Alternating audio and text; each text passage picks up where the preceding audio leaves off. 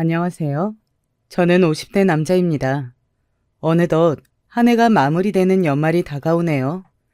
다들 편안히 잘 지내고 있으세요? 저는 얼마 전에 제 인생에서 가장 통쾌했던 일이 있었습니다. 오늘은 그 사연을 제보하려고 합니다. 평소에 어디 나서는 성격이 아니라 조금 부끄럽네요. 하지만 이런 사연을 저만 알고 있기에는 너무 아까워서 용기를 내보려고 합니다. 그럼 바로 시작하겠습니다. 저는 아주 불우한 가정 환경에서 자랐어요.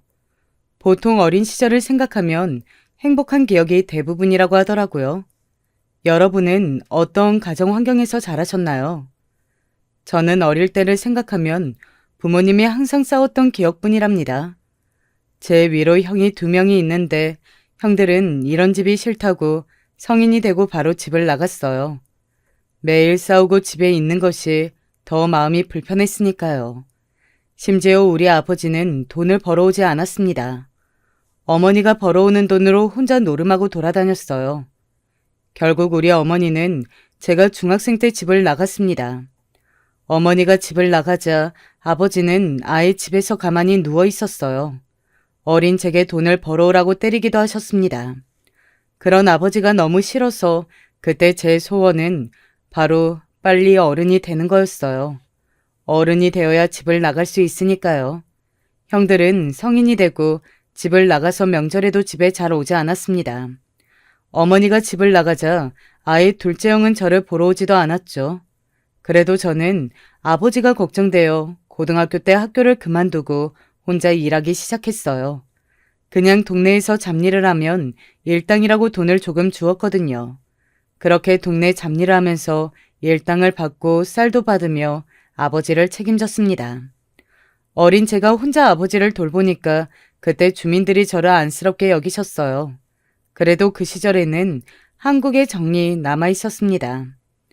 그래서 옆집 아주머니들이 반찬도 가져다주고 그랬어요. 성인이 된 저는 원래 형들처럼 미련 없이 집을 떠나려고 했습니다. 그런데 제가 떠나면 우리 아버지를 돌볼 사람이 없더라고요. 물론 집에 해준 것도 없는 아버지고 저를 사랑하는 것보다 때린 적이 더 많았지만 그렇다고 아버지를 혼자 집에 둘 수는 없었습니다. 저도 사람인지라 제 인생을 살려고 가방을 싸서 야반도주를 할 생각도 하기는 했어요. 마음을 굳게 먹고 매몰차게 나가려고 했는데 막상 집을 나가는 게 쉽지 않았습니다. 딱 대문을 닫고 나가면 되는데 그게 안 되더라고요. 결국 혼자 울면서 집에서 짐을 풀고 아버지를 돌봤습니다. 어렸을 때부터 저는 제가 그런 가정을 가져본 적이 없으니 항상 행복한 가정을 두고 싶었어요. 사랑하는 여자를 만나 결혼해서 아이들을 낳고 행복하게 사는 것이 꿈이었습니다. 아버지는 제가 성인이 되자 갑자기 몸이 안 좋아졌어요. 자꾸 쓰러지기도 했고 워낙 먹는 것이 부실해서 영양도 부족했습니다.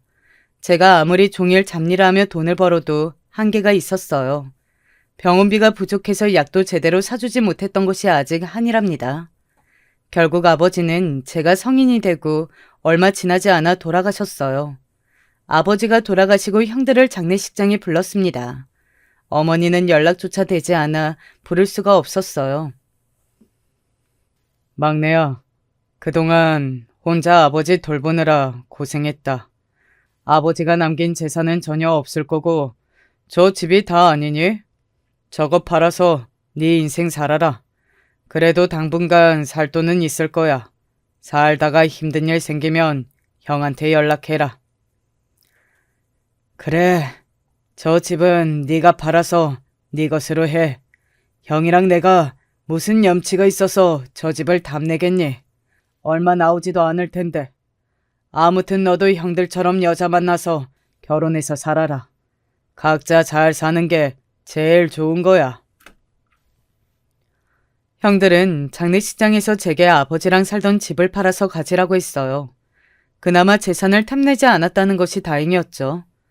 저는 그래서 장례식이 끝나고 아버지를 묻고 집을 팔았습니다. 고향을 떠나면서 참 많은 생각이 들었어요. 반드시 성공해서 행복한 가정을 만들고 고향에 오고 싶었습니다. 지금 생각하면 어린 나이였는데 오히려 어려서 용기가 있었던 것 같아요. 아무튼 그렇게 저는 근처 강력시로 이사가서 새 인생을 살게 되었습니다. 애초에 할 수 있는 것이 많지 않아 무작정 여관에 달방을 구하고 일을 구했어요. 마침 여관 주변에 큰 시장이 하나 있어서 일자리는 많았습니다. 눈에 보이는 가게에 가서 직원을 구하냐고 물었어요. 그런 식으로 10곳을 돌았더니 족발집에서 마침 직원을 구하고 있더라고요. 족발이 무겁기도 하고 또 칼을 사용하는 일이라 남자를 구한다고 했습니다. 저는 거기서 무조건 제가 일하고 싶다고 얘기했고 사장님은 저를 채용하셨어요. 그렇게 족발집에서 일하다가 저는 그만 사장님의 딸과 눈이 맞아 결혼까지 하게 되었습니다. 아내는 저보다 2살이 어렸고 되게 예쁘게 생긴 여자였어요.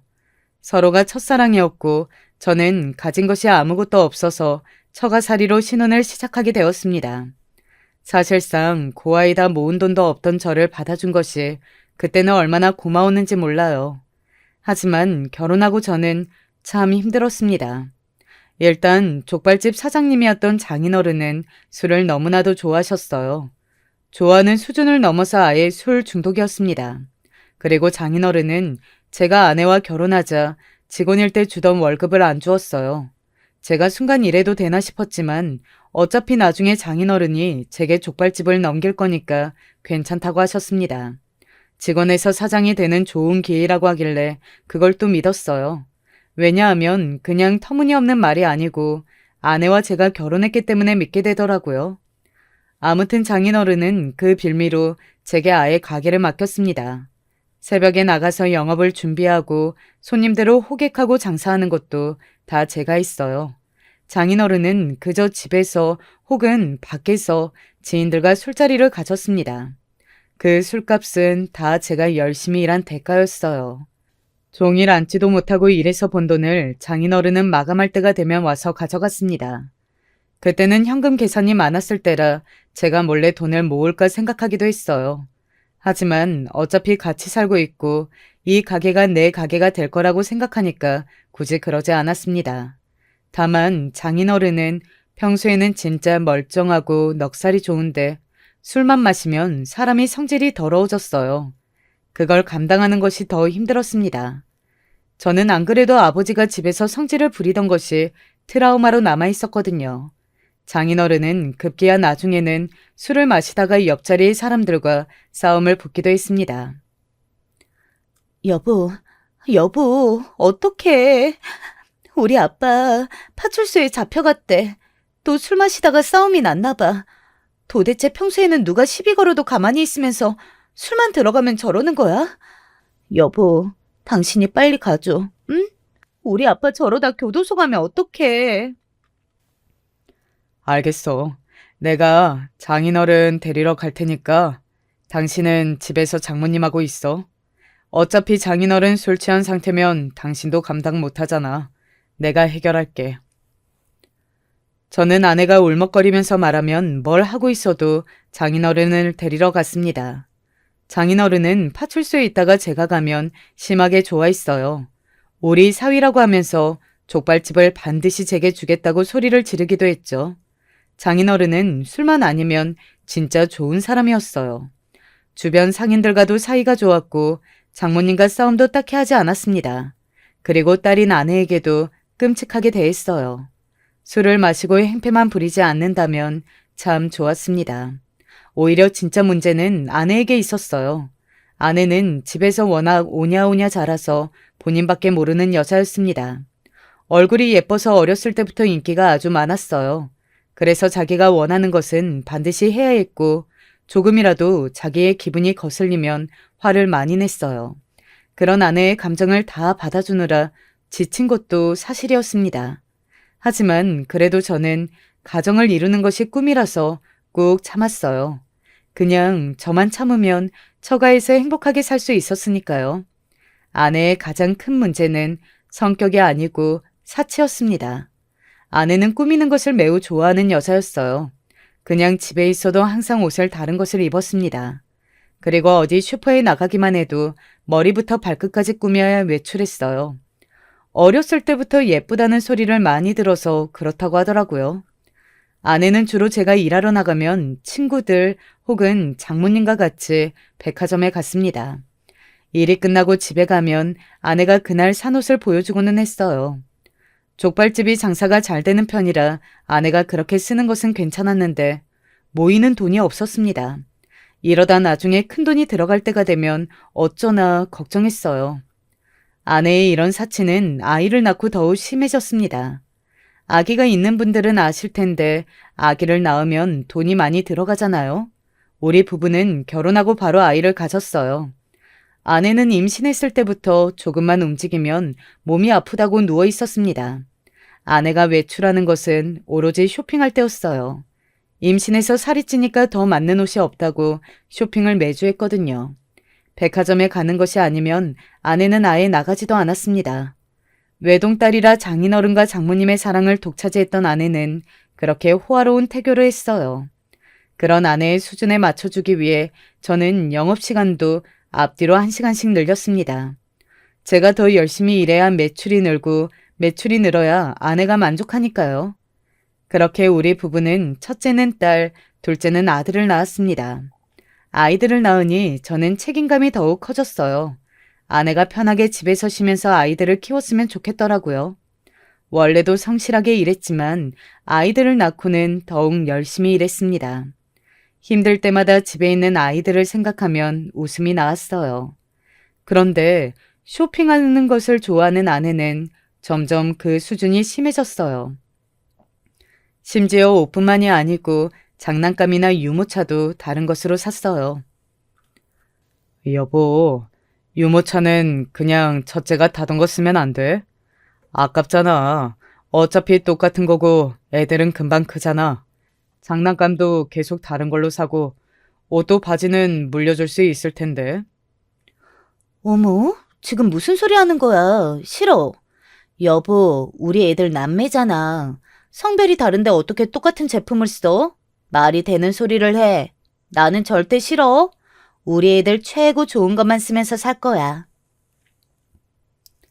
아내는 우리 아이들이 남매라서 성별이 다르니까 장난감을 다른 것으로 사야 한다고 주장했어요. 옷도 딸은 분홍색, 아들은 하늘색으로 사서 입혔습니다.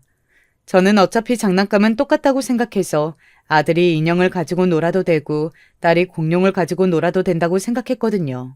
그런데 아내는 무조건 둘은 다르게 키워야 한다고 했습니다. 누구 하나 차별하거나 그런 것은 아니었고 그냥 새 것을 좋아했어요. 버는 게 아쉬운 형편은 아니었는데 그렇다고 모이는 것도 전혀 없었습니다. 오히려 아내의 소비가 점점 심해져서 월말에는 부족해졌어요. 이러다 무슨 일이라도 나면 큰일이 날 것 같았습니다. 그리고 실제로 집안에 문제가 생기게 되었어요. 우리 아이들이 유치원에 다닐 때 일이 발생했습니다. 바로 장모님의 뇌에 문제가 생겼거든요. 그래서 병원에 입원도 해야 했고 수술도 필요했습니다. 장모님은 평소에 제게 무척 잘해주셨어요. 원래 사위사랑은 장모라고 하면서 제게 늘 맛있는 밥도 해주셨습니다. 엄마가 중학생 때 집을 나가서 사실상 고아였던 저는 장모님 덕분에 행복하게 살 수 있었어요. 제가 아내의 사치가 심하고 장인어른의 술버릇이 싫어도 버텼던 이유가 장모님이었습니다. 그만큼 장모님은 항상 저를 챙겨주셨어요. 그런 장모님이 갑자기 쓰러졌는데 이유는 뇌출혈이었습니다. 장모님은 병원에 실려가고 바로 큰 수술을 하셨어요. 그런데 너무 급성이고 상태가 좋지 않아 입원을 오래 하게 되었습니다. 정상적인 일상생활도 불가능했고 정신도 오락가락했어요. 아내는 당연히 엉엉 울면서 아이들을 돌보지도 못하고 울었습니다. 그때는 너무 암담했어요. 저는 일단 급하게 족발집의 문을 잠깐 닫고 장모님을 돌봤습니다. 그러면서 슬퍼하는 아내도 위로하고 아이들 밥도 챙겨주었어요. 장인어른은 장모님이 저렇게 입원하니까 슬프다고 술을 더 마시기 시작했습니다. 장모님의 병원비와 장인어른의 술값을 감당하는 것이 너무 힘들었어요. 그래서 저는 족발집을 다시 열어서 장사하기 시작했습니다. 족발집의 매출로는 아무리 일해도 한계가 있었어요. 그래서 급하게 다른 가게에 사정해서 새벽에 채소를 배달하는 일도 했습니다. 이렇게 조금이라도 돈을 모아야 병원비를 낼 수가 있었거든요. 자네에게 너무 미안하고 고맙다. 우리 남편은 술 마시고 다니느라 나는 신경도 안 쓰는데 자네가 아들처럼 이렇게 해주니까 너무 고마워. 만약에 내가 죽게 되면 우리 딸을 끝까지 책임져줘. 내 마지막 부탁이야. 알겠지? 어렸을 때부터 너무 오냐오냐 키워서 자기밖에 모르지만 그래도 착한 애야. 장모님, 나와서 저랑 아내랑 같이 행복하게 더 살아야죠. 왜 그런 소리를 하세요? 그리고 아내는 걱정하지 마세요. 제가 진짜 어떻게든 끝까지 책임질게요. 그러니까 빨리 나으셔서 같이 집에 가요. 장모님은 제가 옆에서 열심히 간호하면 항상 제게 고맙다고 하셨어요. 저는 그때 아예 집에 가지도 않았습니다. 병원에서 자면서 장모님을 돌봤거든요.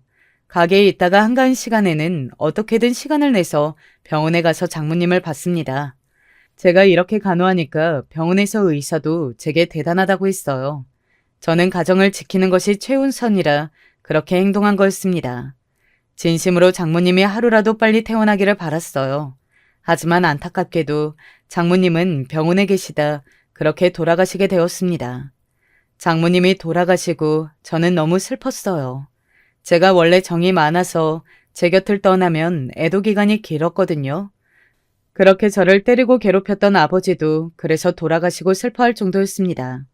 그런데 제게 잘해주셨던 장모님이 하늘로 가니까 너무 슬펐어요. 아내는 당연히 울고불고 난리가 났습니다. 장인어른은 장모님이 죽자 너무 슬프다고 술을 더 마시기 시작했어요. 그때는 아예 장인어른이 술에 안 취한 날이 없었습니다. 하지만 슬프다고 일을 안 할 수도 없었어요. 제가 아니면 족발집을 운영할 사람이 없었거든요. 새벽에 일어나서 가족들 먹을 밥을 하고 씻고 족발집에 갔다가 집에 잠깐 와서 또 밥을 하고 퇴근하고는 집안일을 했습니다. 당연히 힘들었고 체력적으로 버틸 수가 없었어요. 그렇지만 제가 하루라도 쉬면 매출이 없고 또 가족들이 정상적인 생활을 하지는 않더라고요. 그래서 아파도 이를 악물고 일했습니다. 지금 생각해도 도대체 그때 어떻게 일했는지 모르겠어요. 그렇게 아이들이 학교에 입학했고 저도 나름 일상을 찾고 있었습니다. 원래 사체가 심했던 아내는 장모님이 돌아가시고 더욱 심해졌어요. 장모님이 없으니까 빈자리가 너무 느껴진다고 그 허망함을 쇼핑으로 채우기 시작했습니다. 족발집을 운영하고 제가 따로 부업을 해도 아내의 쇼핑하는 비용을 댈 수가 없더라고요. 그래서 아내에게 쇼핑을 줄이라고 하면 아내는 자기에게 지금 눈치를 주는 거냐고 화냈어요. 제가 어린 시절에 부모님이 싸우는 것이 너무 싫었다고 했잖아요. 집에 아이들이 있으니까 아내가 화를 내면 저는 그냥 가만히 있을 수밖에 없었습니다. 당신이 더 열심히 일하면 되잖아. 쉬는 날이 있으니까 그렇지. 그리고 어차피 그 족발집도 사실상 자기 거야. 알지? 우리 아빠 돌아가시면 이제 그때부터 당신 가게라서 매출도 당신이 관리할 수 있어. 그런데 왜 나한테 돈을 쓴다고 눈치를 줘? 그냥 우리가 버는 거에 비해 나가는 돈이 너무 많아서 그래. 장모님 병원비도 지금까지 빚을 갚고 있잖아. 이제 애들 크면서 나가는 돈도 많을 텐데 나는 노파심에 그런 거야. 당신한테 눈치 주려는 것은 아니었어. 이게 눈치 주는 게 아니면 뭔데? 당신이 그런 말 하니까 내가 너무 속상하잖아. 애들 둘을 키우는 게 얼마나 힘든지 알아? 아내는 아이들을 키우는 것도 매우 힘들어했습니다. 사실 우리 애들이 절대 말썽을 부리거나 그런 애들이 아니거든요. 오히려 너무 순해서 어릴 때 어린이집에서도 이렇게 순한 애들을 처음 본다고 할 정도였습니다. 제가 어렸을 때 그렇게 순했다던데 저를 닮은 것 같았어요. 잘 울지도 않았고 고집을 부리는 것도 없었습니다. 밥도 주는 대로 먹고 심지어 밤에 잠도 잘 잤어요. 키우기 어려운 아이들이 아니었습니다. 그런데도 아내는 아이들을 키우는 것이 힘들다고 유치원에 종일반을 보냈어요. 제가 족발집을 장사하니까 아이들을 현실적으로 돌볼 수 없었잖아요. 저는 집에서 그래도 아내가 직장을 안 다니고 있으니까 아이들을 돌보기 기대했는데 아내는 그것을 거부했습니다. 그래도 저는 저만 참으면 행복한 가정이니까 꾹 참았어요. 그리고 시간이 흘러 첫째가 10살이 되었을 때 사건이 발생했습니다. 족발집을 운영하면서 단골 손님이 매우 많았어요. 제가 한 번 온 손님은 안 있는 편이기도 했고 동네가 좁아 지나다니면서 마주치는 손님도 많았거든요. 워낙 친절하기도 하고 저는 무엇보다 가격을 많이 올리지도 않았습니다. 그러니까 감사하게도 찾아주는 손님이 많았어요. 어느 날 제가 열심히 영업하고 있는데 단골 손님이 왔는데 뭐라 할 말이 있는 눈치였습니다. 저는 족발에 문제가 있는 줄 알고 물어봤는데 족발 문제는 아니라고 하더라고요. 무슨 일이길래 저렇게 뜸을 들이나 싶었습니다. 괜찮으니까 편하게 말해달라 했더니 그 손님이 눈치를 보더니 제게 말했어요. 그리고 저는 손님의 말을 듣고 너무 놀랐습니다. 사장님, 내가 말이야. 이게 한두 번 본 게 아니라서 말하는 거야. 나 등산 좋아하는 거 알지? 정상에서 족발 먹는 거 좋아하잖아. 그런데 내가 요즘 산에 갈 때마다 여기 그 사장님 아내를 보거든. 문제는 옆에 다른 남자가 있어. 볼 때마다 그 남자랑 같이 있더라고. 혹시나 해서 말하는 거야. 네? 그게 무슨 소리예요? 에이, 손님. 혹시 우리 아내가 저랑 아이들을 두고 바람이라도 피운다는 거예요? 말도 안 되는 소리예요. 아내는 그럴 사람이 아니에요. 잘못 보셨나 봐요. 나도 잘못 본 줄 알았지. 그런데 자꾸, 백화점에서도 보이고, 길거리를 지나다니다가도 마주치기도 하고 그래. 내가 다 사장님 생각해서 이런 말도 하는 거야. 알지? 그러니까 너무 기분 나쁘게 듣지 마. 손님은 제게 아내가 다른 남자와 있다는 것을 알려주었습니다. 처음에는 그 소리를 듣고 저는 절대 믿지 않았어요. 비록 아내가 사치를 좋아하고 돈을 밝힌다고 해도 저랑 아이들까지 있는데 바람을 피울 여자는 아니라고 생각했거든요. 그래서 손님에게는 그럴 리가 없다고 말했습니다. 손님이 돌아간 뒤 저는 장사에 집중할 수가 없었어요. 그래서 그냥 영업을 빨리 종료하고 집에 몰래 갔습니다. 몰래 가면서도 속으로 아닐 거라고 생각했어요. 그런데 집에 도착했더니 아내는 집에 없고 장인어른도 없고 우리 아들과 딸만 있었습니다. 그 어린 애들이 둘이 라면을 끓여 먹고 있더라고요. 제가 집에 온 것을 보자 딸과 아들은 반갑다고 제게 안겼습니다. 엄마는 어디 갔냐고 했더니 모른다고 하더라고요. 집안꼴이 말이 아니었습니다. 사실 집안일도 제가 거의 다 하고 있었거든요. 만약 제가 조금이라도 단 하루라도 치우지 않으면 어제 먹은 과자 봉지가 그대로 거실 바닥에 있었습니다. 한숨을 쉬며 집안일 하고 있었는데 아내가 들어왔어요. 아내는 저를 보자 웬일로 일찍 왔냐고 하더라고요. 순간 그냥 몸이 좀 안 좋아서 그랬다고 하자 아내는 웃으면서 씻기 시작했습니다. 아내가 씻는 동안 저는 안방을 뒤지기 시작했어요. 평소에 아내가 등산이 취미라는 것은 전혀 듣지 못했던 터라 등산용품이 있는지 봤습니다. 옷장을 열고 서랍을 뒤지는데 저는 거기가 아닌 침대 밑에서 상자 하나를 발견했어요. 순간 촉이 이상하더라고요. 덜덜 떨리는 손으로 상자를 열려고 하는데 아내가 화장실에서 나왔습니다. 다시 그대로 닫고 아내와 같이 침대에 누웠는데 잠이 오지 않았어요. 그렇게 뜬 눈으로 새벽에도 잠자지도 못했습니다. 그러다 새벽 3시에 조용히 일어나서 상자를 열어봤어요. 그리고 저는 너무 놀라 입을 틀어막았습니다. 덜덜 떨리는 몸과 쿵쾅거리는 심장 때문에 쉽게 진정할 수가 없었어요. 겨우 부엌에 가서 찬물을 여러 컵을 마시고 진정했습니다. 왜냐하면 그 상자 안에는 등산복이 있었기 때문이에요. 그뿐만이 아니고 목걸이와 반지 같은 장식품도 많았습니다. 한눈에 봐도 매우 비싸 보이는 제품들이었어요. 저는 그날 잠을 한숨도 자지 못하고 뜬 눈으로 거실 소파에 앉아 있었습니다. 그리고 다음날에 아침을 먹으면서 아무렇지 않게 아내에게 말했어요. 여보, 당신 혹시 등산에 관심 있어? 손님들이 요즘에 족발을 사서 등산한다는데 그렇게 경치가 좋대. 정상에서 족발을 먹으면 그 맛이 좋다고 하더라. 우리도 등산 갈래? 뭐? 등산? 나는 싫어. 나는 걷는 것도 싫어하잖아. 무슨 등산이야? 당신 혼자 가. 아니다. 애들 데리고 가. 나 혼자 집에서 쉬는 날도 있어야지. 안 그래? 아내는 제가 등산에 관해 묻자 싫다고 하더라고요. 어찌나 태연하게 말하던지 그 모습만 보면 등산복이 없는 사람처럼 보였습니다. 그날 출근해서 족발을 삶는데 전혀 집중하지 못했어요. 결국 저는 족발을 썰다 손가락까지 다치게 되었습니다. 병원에 가서 응급으로 치료하는데 아프지도 않더라고요. 그저 어안이 벙벙했고 아내가 외도하는 것이 사실인가 싶었습니다. 하지만 아직 결정적인 증거는 없었잖아요. 등산할 때 다른 남자랑 하는 것이 사실인지도 몰랐죠. 제 눈으로 볼 때까지는 아내의 외도를 확신하고 싶지 않았습니다. 아내가 진짜로 바람을 피우는 것을 확인하고 싶었어요. 장사에 집중할 수도 없었고 집에 있어도 마음이 편하지 않더라고요. 그래서 저는 결국 조용히 족발집 문을 닫고 아내를 미행하게 되었습니다. 출근한 척하고 집 주변에서 어슬렁거리니 아이들이 등교하더라고요.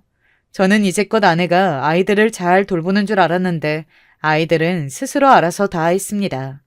그 모습을 보고 아이들에게 미안한 감정도 있었어요. 아이들이 학교에 가고 얼마 지나지 않아 아내가 집 밖으로 나왔습니다. 저는 혹시 등산이라도 가려나 싶었는데 그건 아니었어요. 다만 아내의 앞으로 어떤 자동차 하나가 멈췄고 그 자동차에 아내가 타는 모습을 봤습니다. 생전 처음 보는 차였고 창문이 내려져 있어서 얼굴을 볼 수 있었는데 어떤 남자가 운전석에 있더라고요. 그 모습을 보고 심장이 아주 세게 뛰기 시작했습니다. 제 눈으로 보고도 믿을 수가 없더라고요. 겨우 진정하고 택시를 타고 그 차를 쫓아갔어요. 그리고 미행에서 도착한 곳은 바로 백화점이었습니다. 백화점에서 모르는 남자와 아내는 둘이 매우 즐거워 보였어요. 워낙 쇼핑을 좋아하는 아내는 고르는 것마다 사주는 그 남자 옆에 팔짱까지 끼더라고요. 제 앞에서는 그런 웃음을 짓지도 않았는데 참 속상했습니다. 제 눈으로 직접 아내의 외도를 확인하니 너무 죽고 싶었어요. 자괴감도 들고 아내에게 배신감도 들었습니다. 그리고 무엇보다 사랑하는 우리 아이들이 생각났어요. 저는 평소에 술을 마시지 않는 편입니다. 원래도 그렇게 술을 즐기는 편은 아니었는데 장인어른이 하도 매일 술을 마시면서 사고를 쳐서 술은 입에도 대기 싫더라고요. 그런데 이날은 어쩔 수가 없었습니다. 혼자 포장마차에 앉아 소주를 마셨어요. 술맛이 느껴지지도 않더라고요. 결혼하고 처가살이 하면서 저는 하루도 제대로 쉬었던 적이 없습니다. 늘 항상 최선을 다했어요. 족발집을 제가 직접 영업하면서 돈도 투명하게 장인어른께 주었습니다. 아팠던 장모님도 제가 병원에서 일하면서 간호했어요. 집안일도 아내보다 제가 더 했습니다. 저는 그냥 저 혼자 고생하면 모두가 편하니까 그런 선택을 했던 거였어요. 우리 아이들을 위해서라면 이 정도는 아무렇지도 않았습니다. 그런데 아내는 고마워하지도 않고 오히려 뒤에서 다른 남자를 만나다니 믿을 수가 없었어요. 너무 충격적이라 눈물도 나오지 않았습니다. 술을 마시고 집에 갔더니 아내는 아직 안 왔더라고요. 혼자 또 청소하고 아이들이 내일 먹을 요리하는데 참 복잡한 심경이었습니다. 곧 있으니 아내가 집에 왔어요. 아내는 제가 어디 다녀왔냐고 하니까 그냥 친구를 만나고 왔다고 대답했습니다. 저는 순간 저도 모르게 말이 튀어나왔어요. 원래는 다음 날에 아내를 따로 만나 얘기하려고 했는데 아내의 거짓말을 들으니 자동으로 말이 나왔습니다. 친구? 당신한테 그런 백화점에서 사고 싶은 것을 다 사주는 친구가 있었어? 당신 여고 나와서 친구도 여자가 대부분이잖아. 나는 당신한테 그런 남자인 친구가 있는 줄도 몰랐어. 여보, 당신 그걸 어떻게 알았어? 설마 나를 미행한 거야? 오늘 족발집 영업은 안 했어? 아니, 오해야. 일단 내 말을 들어봐. 그냥 내가 어쩌다 알게 된 사람이야. 절대 당신이 생각하는 그런 거 아니야. 아내는 제가 본 것을 말하자 오해라고 난리가 났습니다. 저는 아내의 말이 귀에 들어오지 않더라고요. 아내는 급기야 울면서 자기의 외도를 인정했습니다.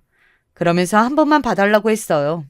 자기가 힘들었는데 갑자기 어떤 사업가 남자가 나타나서 순간 혹했다고 하더라고요. 절대 앞으로 다시는 같은 일이 일어나지 않을 거라고 했습니다. 그리고 다음 날이 되었어요. 족발집은 당연히 열 수가 없었고 장인어른을 깨워 셋이 얘기했습니다. 그런데 장인어른의 반응이 너무 충격적이었어요. 장인어른은 사람이 살다 보면 그럴 수도 있다고 하더라고요. 저는 제가 잘못 들은 줄 알았습니다. 제게 너무 심각하게 생각하지 말고 그냥 없었던 일로 생각하라고 했어요. 그리고 아내도 살면서 바람을 또 피울 일은 없다고 하더라고요. 너무 당당한 그들의 태도에 저는 할 말을 잃었습니다. 만약 제가 아이들이 없었으면 말이 되는 소리라 하라고 말하고 그 자리를 박차고 일어났을 거예요. 그런데 현실적으로 이혼하니 아이들이 걱정되었습니다. 제가 워낙 불우한 가정 환경 속에서 자라서 아이들한테는 최고의 가정을 만들어주고 싶었거든요. 아내의 외도가 발각되고 저는 어디에 말할 곳도 없었습니다. 결혼하고 일만 하느라 친구가 있던 것도 아니었고 가족도 없으니까요. 특히 형들하고는 결혼식을 이후로 연락도 하지 않았습니다. 주변에 아무도 없다는 것을 다시 깨닫자 눈물이 나왔어요. 장인어른은 족발집에 잘 오지도 않더니 그 후로 매일 들리기 시작했습니다. 그러면서 제게 아내가 워낙 예뻐서 주변에서 가만두지 않는 거라고 하더라고요. 혼자 생각할 시간도 필요한데 장인어른은 옆에서 계속해서 제게 말했습니다. 우리 딸이 어렸을 때부터 예쁘기로 유명했어. 자네도 남자라서 알겠지만 여자는 예쁘면 다야. 알지? 우리 딸이 아내가 죽고 얼마나 힘들었겠어. 그냥 부자 남자 만나서 잠시 눈이 돌았던 거지. 바람 피워서 아기를 낳은 것은 아니잖아. 자네가 이해해. 장인어른, 다른 사람도 아니고 어떻게 저한테 그런 말씀을 하세요? 저는 결혼하고 한 번도 다른 곳으로 눈을 돌린 적도 없어요. 늘 가족이 최우선이라고요. 그런 저에게 지금 참고 살라는 말이 나오세요? 그럼 어떡해? 이혼할 거야? 둘 사이에 애가 하나도 아니고 둘이나 있는데 그냥 자네만 참으면 되는 것을. 뭘 이렇게 일을 어렵게 만들어. 아이 답답하네. 장인어른은 심지어 제가 답답하다고 하더라고요. 너무 당당한 태도에 저는 제가 잘못 생각하는 줄 알았습니다. 현실적으로 저는 당장 이혼한다고 해도 진짜 아이들이 걸렸어요. 저는 죽어도 아이들을 제가 키우고 싶었거든요. 아내가 키우면 저 생판 모르는 남자가 우리 아이들에게 어떻게 할지 몰라 불안했습니다. 결국 저는 그래서 아내를 한번 용서하게 되었어요. 당장 아이들을 데리고 이혼하면 제가 할 수 있는 일도 없었으니까요. 하지만 바보처럼 당하고만 있을 수는 없었습니다. 그 전까지는 저는 한 번도 족발집의 매출을 건드렸던 적이 없어요. 그런데 혹시 모를 상황을 대비해서 저는 현금을 따로 챙기기 시작했습니다. 매출 얘기를 하면서 제가 돈을 관리한다고 하자 장인어른은 불같이 화를 냈거든요. 그래서 꼬리를 내린 척하면서 몰래 돈을 챙겼습니다. 아내와의 관계는 예전처럼 돌아갈 수는 없었어요. 아무리 좋게 생각해도 아내가 백화점에서 다른 남자와 행복하게 웃는 모습이 자꾸 떠올랐습니다. 그저 아이들을 위해 내린 용서였어요. 그렇게 시간이 흘러서 아이들은 어느덧 중학생이 되었습니다. 다른 것은 몰라도 항상 아이들에게 최선을 다했어요. 제가 생각해도 할 수 있는 모든 최선을 다했습니다. 그래서 아내와의 관계는 좋지 않아도 아이들과 저는 친했어요. 여러분, 혹시 그런 말 들어보셨나요? 바람은 한번 피우는 사람은 없다는 말이요. 아내는 백화점에서 제가 본 남자와 다시 또 바람을 피웠습니다. 심지어 그때는 딱히 숨길 생각도 안 하더라고요. 저는 그때 너무 심적으로 힘들었어요. 아이들을 봐서라도 이 결혼 생활을 지속해야 하나 복잡한 심경이었습니다. 그런데 그때 딸이 제게 뭐라 말했는지 아세요? 어느 날 퇴근하고 지친 몸을 이끌고 집에 갔더니 딸이 안 자고 기다리고 있었어요. 아이고, 우리 딸 왜 안 자고 있었어? 피곤하지 않아? 내일 일어나서 학교에 가야 하잖아. 빨리 자야 내일 안 피곤하지. 왜 깨어 있었어? 아빠, 그냥 단도직입적으로 말할게. 나랑 성현이 생각하지 말고 아빠 인생을 생각해. 우리는 이미 엄마가 부자 아저씨랑 바람 피우는 거 알고 있어. 우리 때문에 힘들게 족발집에서 일하지 마. 아빠 인생 살아. 뭐? 너 그걸 어떻게 알았어? 엄마가 말했어? 아니면 설마 그 사람이 집에 왔었어? 너희가 엄마가 바람을 피운다는 것을 어떻게 알고 있는 거야? 어? 아빠, 우리 어릴 때부터 늘 우리를 챙겨줬던 것은 아빠야. 엄마는 우리를 방치하기 바빴어. 항상 준비물도 아빠가 사줬고 요리도 청소도 죄다 아빠가 하잖아. 만약 나랑 성현이가 아빠에게 짐이 된다면 우리는 엄마랑 살게. 아직 중학교 3학년이었던 우리 딸은 제게 이미 모든 사실을 알고 있다고 했습니다. 저는 그런 딸에게 너무 충격을 받았어요. 아이들 때문에 이런 고통 속에서도 꾹 참고 있었는데 딸이 오히려 제게 제 인생을 살라고 할 줄은 전혀 몰랐거든요. 순간 눈물이 나왔는데 참느라 고생했습니다. 딸은 진지하게 계속해서 제게 말했어요. 이미 엄마와 외할아버지에 관한 기대는 없다는 말에 저는 이혼을 결국 결심하게 되었습니다. 제가 이혼하자고 하니까 아내는 곧바로 알겠다고 말했어요. 장인어른도 그 부자 남자와 무슨 말 한 건지는 몰라도 제게 이혼하라고 하더라고요. 마치 제가 말을 꺼내는 것을 기다렸던 것 같은 모습에 눈물도 나오지 않았습니다. 오히려 장인어른은 족발집은 본인이 운영할 거니까 꿈도 꾸지 말라고 하더라고요. 애초에 족발집을 제가 계속 운영할 생각도 없었지만 그런 모습을 보고 없던 정도 떨어졌습니다. 아이들은 제가 키우는 것으로 결정했어요. 아내는 제가 아이들을 데리고 간다니까 심지어 좋아했습니다. 혹시라도 제가 아이들을 놓고 갈까봐 오히려 두려워 보였어요. 그렇게 저는 아내와의 결혼 생활을 마무리 짓게 되었습니다. 짐을 정리하고 아이들을 데리고 마지막으로 족발집을 정리하는데 참 많은 생각이 들었어요. 그동안 단골도 많았는데 섭섭한 마음도 있었습니다. 아이들을 데리고 어디로 갈까 고민을 참 많이 했어요. 다른 이유도 아니고 아내의 바람으로 이혼한 거라 그 동네에서 계속 살고 싶지는 않았어요. 아이들에게 의사를 물어봤더니 본인들은 아무 생각이 없다고 하더라고요. 왜냐하면 이미 동네에 아내가 바람을 피웠다는 소문이 난 상태였습니다. 친구들한테 놀림을 많이 받아서 이사 가고 싶다는 말에 저는 이사를 결심했어요. 처음에는 서울로 올라갈까 고민도 했습니다. 그런데 서울에 가면 집값이 너무 비쌀 것 같았어요. 당시 제가 모은 돈이 부족해서 결국 근처 지역으로 가게 되었습니다. 급하게 단칸방을 하나 구하고 미친 듯이 돌아다니면서 일을 구했어요. 그런데 제가 나이도 있고 경력도 족발집에서 일한 것이 전부라 쉽지 않았습니다. 식당은 남자인 저보다 여자를 더 원했어요. 아무리 일할 수 있다고 해도 거절당했습니다. 그러다 어떤 중국집에서 배달하는 일이 있다고 하더라고요. 그래서 그 일을 시작으로 새벽에는 우유 배달도 하고 밤에는 대리로 일했습니다. 혼자 일하면서 아이들을 키우는 것은 생각보다 힘들었어요. 돈을 많이 버는 것도 아니고 가난한 생활의 연속이었으니까요. 우리 아이들이 너무 착하다고 했잖아요. 특히 둘째인 아들은 숫기도 없고 매우 순한 아기였습니다. 너무 순해서 저는 아들이 어디 가서 맞고 다니는 것은 아닐까 걱정할 정도였어요. 그런데 이런 제 걱정은 현실로 나타났습니다. 어느 날 열심히 일하고 있는데 갑자기 전화가 와서 받았더니 아들의 담임 선생님이었어요. 아들이 친구들과 싸웠다는 말에 급하게 학교로 갔습니다.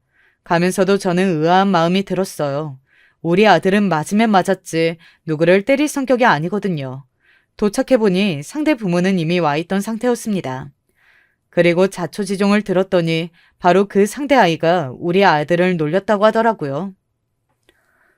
그냥 이유 없이 괴롭히는 것은 얼마든지 견딜 수 있었어. 그런데 우리 아빠가 중국집 배달하는 게 일이라고 놀리잖아. 나는 우리 아빠가 하나도 부끄럽지 않은데 왜 우리 아빠를 다른 친구들 앞에서 놀림거리로 만드냐고요. 아들은 실제로 친구들이 놀려도 가만히 있는 편이었어요. 그런데 저 상대방 아이가 저를 놀림거리로 만드니까 참지 않았다는 거였습니다. 사정을 들으니 아들에게 미안하기도 하고 고맙기도 했어요. 원래 이런 성격이 아니라는 것을 아니까 마음이 복잡했습니다. 그날 집에 와서 아들과 말하는데 아들은 제가 어떤 일을 하더라도 창피하지 않다고 하더라고요. 다른 사람도 아니고 제 자식에게 이런 말을 들으니 감회가 새로웠습니다. 그리고 마음속으로 굳게 결심했어요. 반드시 노력해서 우리 아이들을 적어도 돈으로 사롭게 하지는 말자고 생각했습니다. 그래서 미친 듯이 일하면서 더 돈을 벌려고 노력했어요. 제가 족발집 운영을 그래도 10년 넘게 해서 장사에는 자신이 있었거든요. 마침 중국집 사장님이 이제 건강이 안 좋아서 그만둔다고 하시길래 냉큼 제가 이어서 하고 싶다고 말했습니다. 사장님은 제가 성실해서 마음에 들어 하셨거든요. 그래서 좋은 조건으로 중국집을 이어받아 운영하게 되었습니다. 예전에 하던 그대로 손님들에게 진심으로 친절하게 대하고 재료도 아낌없이 썼어요. 일하는 직원들에게도 항상 고맙다고 했고 보너스도 아끼지 않았습니다. 이렇게 베풀어야지 우리 가게의 매출로 돌아온다는 것을 알고 있었어요. 그러자 중국집은 시간이 흐르면서 손님이 많이 늘게 되었어요. 나중에는 다른 지역에도 소문이 나서 줄을 서서 먹을 정도가 되었습니다. 생각보다 많은 돈을 벌며 아이들도 부족함 없이 키울 수 있었어요. 이렇게 돈 걱정 없이 장사로 성공한다는 게 절대 쉽지 않거든요. 잠도 포기하고 제 인생을 다 포기하고 아이들을 위해 이렇게 살았던 거였습니다. 다행히 우리 딸과 아들은 제가 해준 것도 없는데 바르게 잘 자라주었어요. 딸은 먼저 서울로 대학을 갔고 아들도 이어서 서울에 있는 명문대에 합격했습니다. 제가 가방끈이 짧아 아이들의 교육에는 무지했는데 알아서 잘 커서 너무 고마웠어요. 아들까지 서울로 가니 저는 여기 지방에서의 삶을 정리하고 서울로 갔습니다. 중국집에 권리금을 두둑하게 받아 다른 사람에게 넘겼어요. 생각보다 많은 금액이라 서울에서 아파트를 사서 아이들과 살게 되었습니다. 딸은 간호학과에 가서 간호사가 되었어요.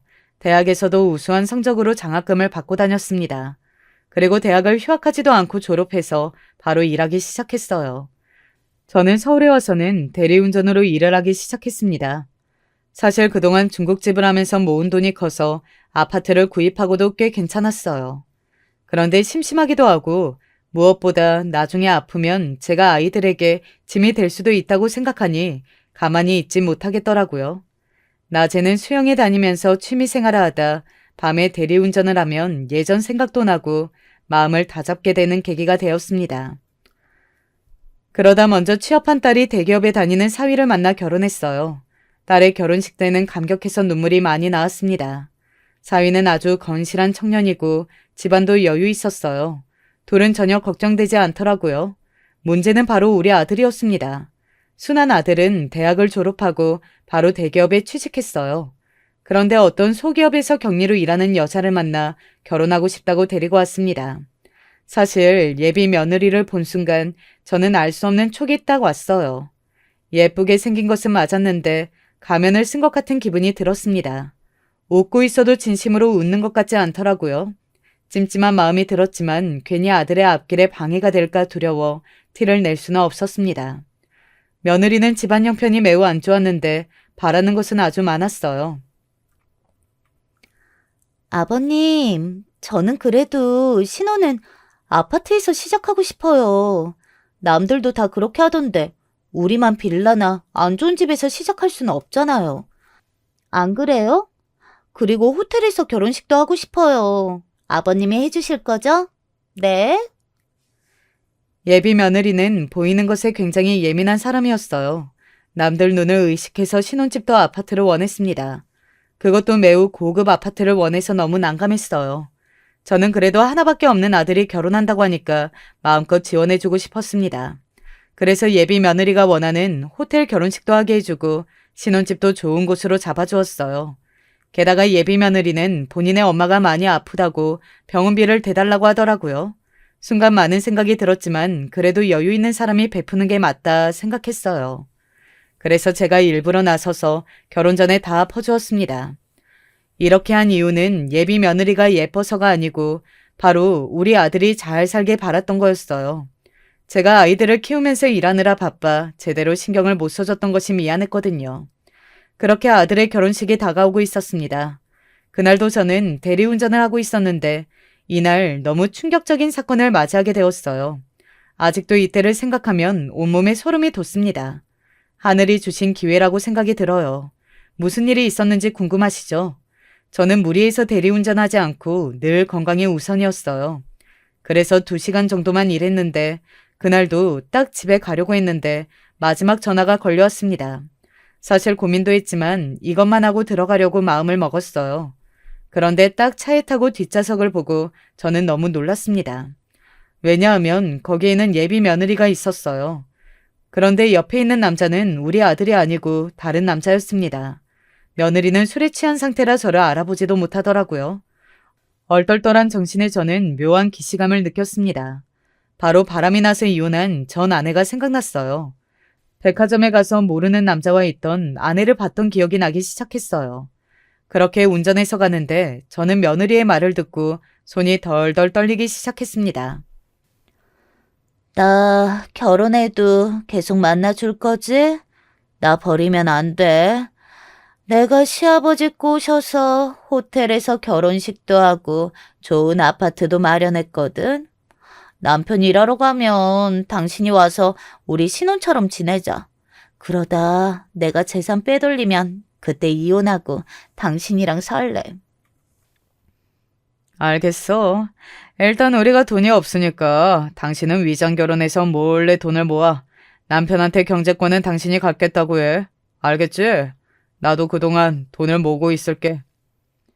심지어 그 남자는 며느리가 우리 아들하고 결혼하는 사실도 알고 있었습니다. 순간 배신감에 저는 온몸이 떨리기 시작했어요. 제가 이미 바람을 피운 아내와 이혼한 경험이 있잖아요. 그래서 절대 우리 아들에게는 그런 경험을 시켜주고 싶지 않았습니다. 배신감에 잠도 못 자고 밥도 못 먹는 경험은 저 혼자로 충분했어요. 목적지에 도착하고 그 남자와 며느리는 아무것도 모르고 내렸습니다. 계산은 남자가 있어 술에 취한 며느리는 저를 보지 못했어요. 순간 증거를 남겨놔야 한다는 생각에 핸드폰을 들어 둘이 팔짱을 끼고 걸어가는 사진을 찍었습니다. 그리고 집에 와서 딸과 아들을 바로 불렀어요. 저는 이런 외도를 반드시 사전에 말해야 한다고 생각해요. 지금도 제게 아내의 바람을 말해줬던 그 단골 손님에게 고마운 마음이 있거든요. 그래서 아들에게 핸드폰으로 찍은 예비 며느리의 바람을 알렸습니다. 그랬더니 아들은 눈물을 보이기 시작했어요. 힘들어하는 아들을 보니 예전에 제가 떠올랐습니다. 그 감정이 얼마나 힘든지 아니까 저는 진심으로 아들을 위로했어요. 그리고 다음 날부터 아들 대신 미친 듯이 복수를 기획했습니다. 호텔 결혼식은 당연히 취소했고 예비 며느리의 엄마 병원비도 돌려받았어요. 그리고 제게 전화해서 이게 무슨 일이냐고 따지는 며느리에게 문자로 사진을 전송했습니다. 제가 사진을 보여주자 며느리는 다 오해라고 하더라고요. 그 모습을 보고 예전의 아내가 떠올랐습니다. 저는 거기서 멈추지 않고 며느리의 회사 앞으로 갔어요. 가서 일부러 큰 목소리로 며느리를 불러 말했습니다. 얘가 이렇게 뒤에서 바람을 피울 줄은 나도 몰랐다. 이렇게 몰상식한 사람을 어떻게 내 며느리로 받겠니? 있을 수 없는 내용이야. 나는 네가 우리 아들하고 결혼하면 행복하게 살 수 있도록 최선을 다하려고 했어. 네가 다 자초한 일이야. 결혼할 남편을 두고 내 연남하고 다니는 것을 누가 알겠어? 제가 죄송했어요. 다 오해란 말이에요. 저는 그날이 마지막이라고 생각했어요. 지금은 그 남자를 제 연락처에서 차단했단 말이에요. 제발 용서해 주세요. 다시는 이런 일이 없을 거예요. 며느리는 제가 그렇게 말하자 울고불고 난리가 났습니다. 하지만 절대 저는 흔들리지 않았어요. 아들도 제가 아내와 어떻게 이혼하게 된 건지 잘 아니까 제게 나중에는 고맙다고 하더라고요. 우리가 아내의 이혼으로 얼마나 힘들게 살았는지 아이들도 잘 알고 있었어요. 예비 며느리는 본인의 엄마의 병원비를 제발 내달라고 나중에는 무릎까지 꿇고 빌었습니다. 그 모습을 보니 저랑 우리 아들을 돈줄로 봤다는 것이 실감이 났어요. 그렇게 예비 며느리와 파혼하고 아들은 새로운 여자를 만나고 있습니다. 새로운 예비 며느리는 예전 며느리보다 숫기는 없어도 사람이 참 선해 보여요. 이런 며느리에겐 호텔 결혼식과 고급 아파트가 전혀 아깝지 않더라고요. 여러분, 여기까지가 제가 준비한 사연입니다. 재미있게 들으셨나요? 이렇게 사연을 제보하면서 보니까 제 인생이 참 다사다난했네요. 그래도 지금은 아이들도 다 자라서 결혼하고 직장에 다니는 것을 보니 얼마나 뿌듯한지 몰라요. 저는 여러분이 재밌게 들으셨다면 그것으로 만족합니다. 앞으로는 손주들이 태어나면 열심히 돌보면서 행복하게 살려고 합니다. 들어주셔서 진심으로 감사합니다. 안녕하세요. 여자는 시집을 어떻게 가느냐에 따라 인생이 많이 달라진다는데 정말 그런 것 같아요. 원래 저희 친정은 여유라면 여유랄까? 그렇게 부족하지 않은 형편을 유지하고 있는데요. 상대적으로 시댁은 늘 경제적으로 힘든 상황이었어요. 그런 것 때문에 처음에 우리 집에선 결혼을 반대하셨고요. 특히 엄마가 엄청 날을 세우고 야단을 치셨답니다. 미선아, 아무리 그래도 적당히 차이가 나야지. 너무 잘 사는 집도 너무 안 사는 집도 어찌됐건 시집 가면 고생하는 수밖에 없어. 하고 많은 남자 중에 왜 하필 그 녀석이야? 아니, 그 집에서 아직도 시집 안 간 누나가 산다며. 너 정도면 충분히 떵떵거릴 수 있는 집으로 갈 수 있는데 왜 무덤을 파는 거야? 엄마 속도 모르고? 엄마는 이런 말을 하며 알아누우셨고 저는 자꾸 반대만 하면서 제 얼굴만 보면 화내는 모습에 더 기가 죽어 있었어요. 원래 저희 엄마는 성격이 좀 센 편이기도 하고 태어나서 결혼할 때까지 늘 제 인생에 간섭하는 부분들이 많았거든요. 미선아, 그런 친구들이랑 놀면 안 돼. 그리고 오늘은 이런 옷 입고 가. 엄마가 다 준비해놨어. 그리고 너 살 좀 빼야 돼. 네 친구 유정이 봐라. 걔는 얼굴도 작고 예쁘장한데 그렇게 음식도 새모이처럼 먹더라. 오늘부터 엄마가 싸주는 도시락 먹어. 알았지? 믿으실지 모르겠지만 이건 제가 중고등학교 때 들은 얘기가 아니고요. 제가 20대 중반 때 직장 출퇴근할 때 하셨던 말씀이에요. 정말 기막히지 않나요? 하지만 저도 제법 착한 딸이었던지 약간 성가시긴 했지만 엄마에게 크게 반기를 들진 않았어요. 실제로 엄마가 시키는 대로 하면 특별히 잘못될 게 없었거든요. 덕분에 어딜 가나 칭찬도 많이 받았고 잘 자랐다는 말을 많이 들었어요. 하지만 단 한 가지, 연애나 결혼 같은 문제는 늘 엄마와 마찰이 아주 심했어요. 특히 대학교 때 처음 사귀었던 남자친구는 누가 봐도 멋지고 인기가 많은 오빠였거든요. 그런데도 엄마는 사진 한 번 보고 그렇게 난리를 치는 거예요. 얘는 뭐 하는 애야? 아버지가 안 계시다며. 사정은 딱하지만 한부모 가정과는 괜스레 엮이는 게 아니야. 그 우환이 너한테 갈까봐 걱정하는 이 엄마 마음 모르겠니? 그만 적당히 하고 헤어져. 이때 저도 참지 못하고 욱해서 엄마에게 크게 대들었어요. 전에 없이 거의 22년 인생 중 처음으로 엄마에게 큰 소리를 냈는데요. 그래봤자 더 용처럼 크게 불을 내뿜는 엄마에게 깨갱을 버렸어요. 엄마, 학교에서 속은다는 소리도 있고, 아니 그걸 떠나서 난 그 오빠 좋단 말이야. 아직 만난 지도 얼마 안 됐고 나한테 얼마나 잘해주는데 왜 그런 걸 일일이 엄마가 터치하냐고. 나 정말 친구들 보기 창피해. 마지막 말. 친구들 보기 창피하다는 말이 엄마의 뭔가를 건드린 건지 그날 얼마나 소리 지르고 야단하셨는지 몰라요. 이후로 저는 웬만해선 제 속 얘기를 엄마에게 안 하고 싶더라고요. 이거사, 엄마 말을 들으면 자다가도 떡이 나오는 거야. 네가 엄마보다 더 살아봤어? 엄마 눈엔 다 빤히 보이는데. 그놈 속생이 아주 깡통이란 걸 알겠는데 왜 몰라? 당장 헤어지라고. 알았어? 이렇게 등을 연신 때려가며 말하니 제가 뭐라고 하겠어요. 울며 겨자 먹기로 억지로 이별을 통보하고 헤어지게 되었답니다. 그런데 정말 희한한 건 엄마의 그런 말이 정말 맞긴 했던 것 같아요. 저도 이때는 뾰루퉁해져서 엄마에게 내심 속을 숨기긴 했지만 몇 개월 지나 친구들이 저에게 막 몰려오더라고요. 이때 얘기 듣고 정말 까무러칠 뻔했어요. 영화 한번 보고 밥 먹고 그랬나?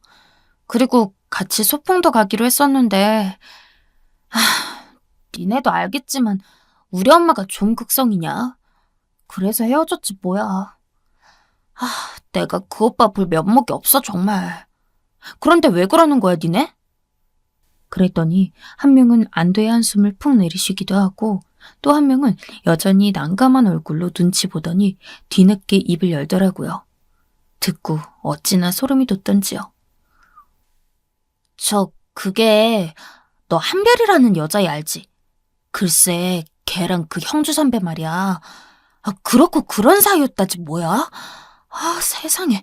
한별이 걔는 임신했대. 같이 따라 놀러 갔다가 그렇게 된 모양이야. 우리도 늦게 한 건데 형주 선배 엄청 여자 좋아하는 데다가 주변에 원래 여자들이 많았대.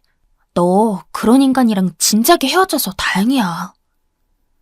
얘네가 정말 무슨 소리를 하는 건지 안 그래도 일방적으로 이별 통보하고 가슴이 쓰렸던 첫사랑인데 뭔 말인가 싶더라고요.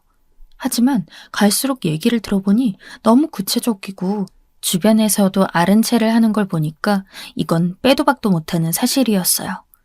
솔직히 차마 자존심 상해서 엄마한테 이런 얘기까지는 할 수 없겠더라고요. 결과적으로 엄마의 매서운 눈으로 본 게 맞긴 했지만 그 말을 엄마한테 했다간 이렇게 말할 게 뻔하거든요. 아유, 거봐. 엄마가 뭘 했어. 너는 엄마 말만 들으면 다 잘 되는 거야. 그러니까 내 말만 듣고 따라와.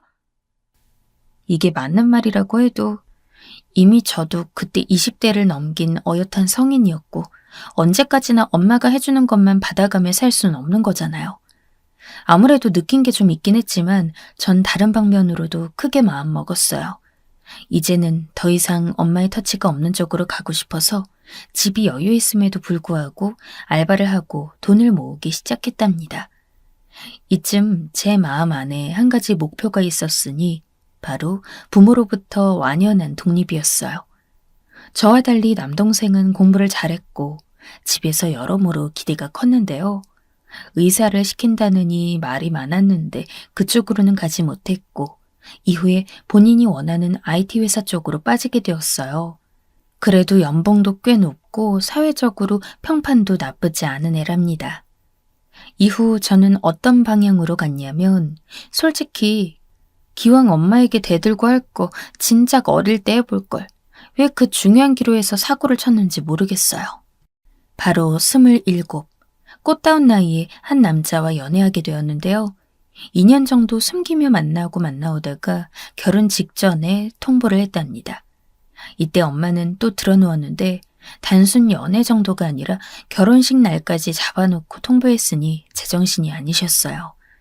무슨 나라를 팔아먹은 첩자마냥 엄마는 저에게 배신감을 느끼셨고 그때 인사차 데려갔던 제 신랑에게도 엄청나게 욕을 하시더라고요. 내가 왜 자네 어머님이야? 누구 맘대로 어머님이라 불러? 내가 언제 자네 같은 사위를 둔다고 했어? 어떻게 사람이 어른이 돼가지고 절차 하나 제대로 지키지도 않고 이렇게 대뜸 통보를 하나? 자네 집에서 그렇게 가르쳤나? 어디 남의 집 귀한 딸을 아주 그냥 쏠랑 쉽게 데려가려고 해? 이거 완전 도둑놈 아니야? 이미 제가 몇 번이나 남편에게 우리 엄마 보통 사람 아니라고 정말 미안하지만 뭐라고 하건 간에 속에 담지 말고 흘려달라고 부탁했어요. 하지만 보통 심약한 수준이 아닌 이 인간은 우리 엄마에게 바짝 쫄아선 바들바들 떨더라고요.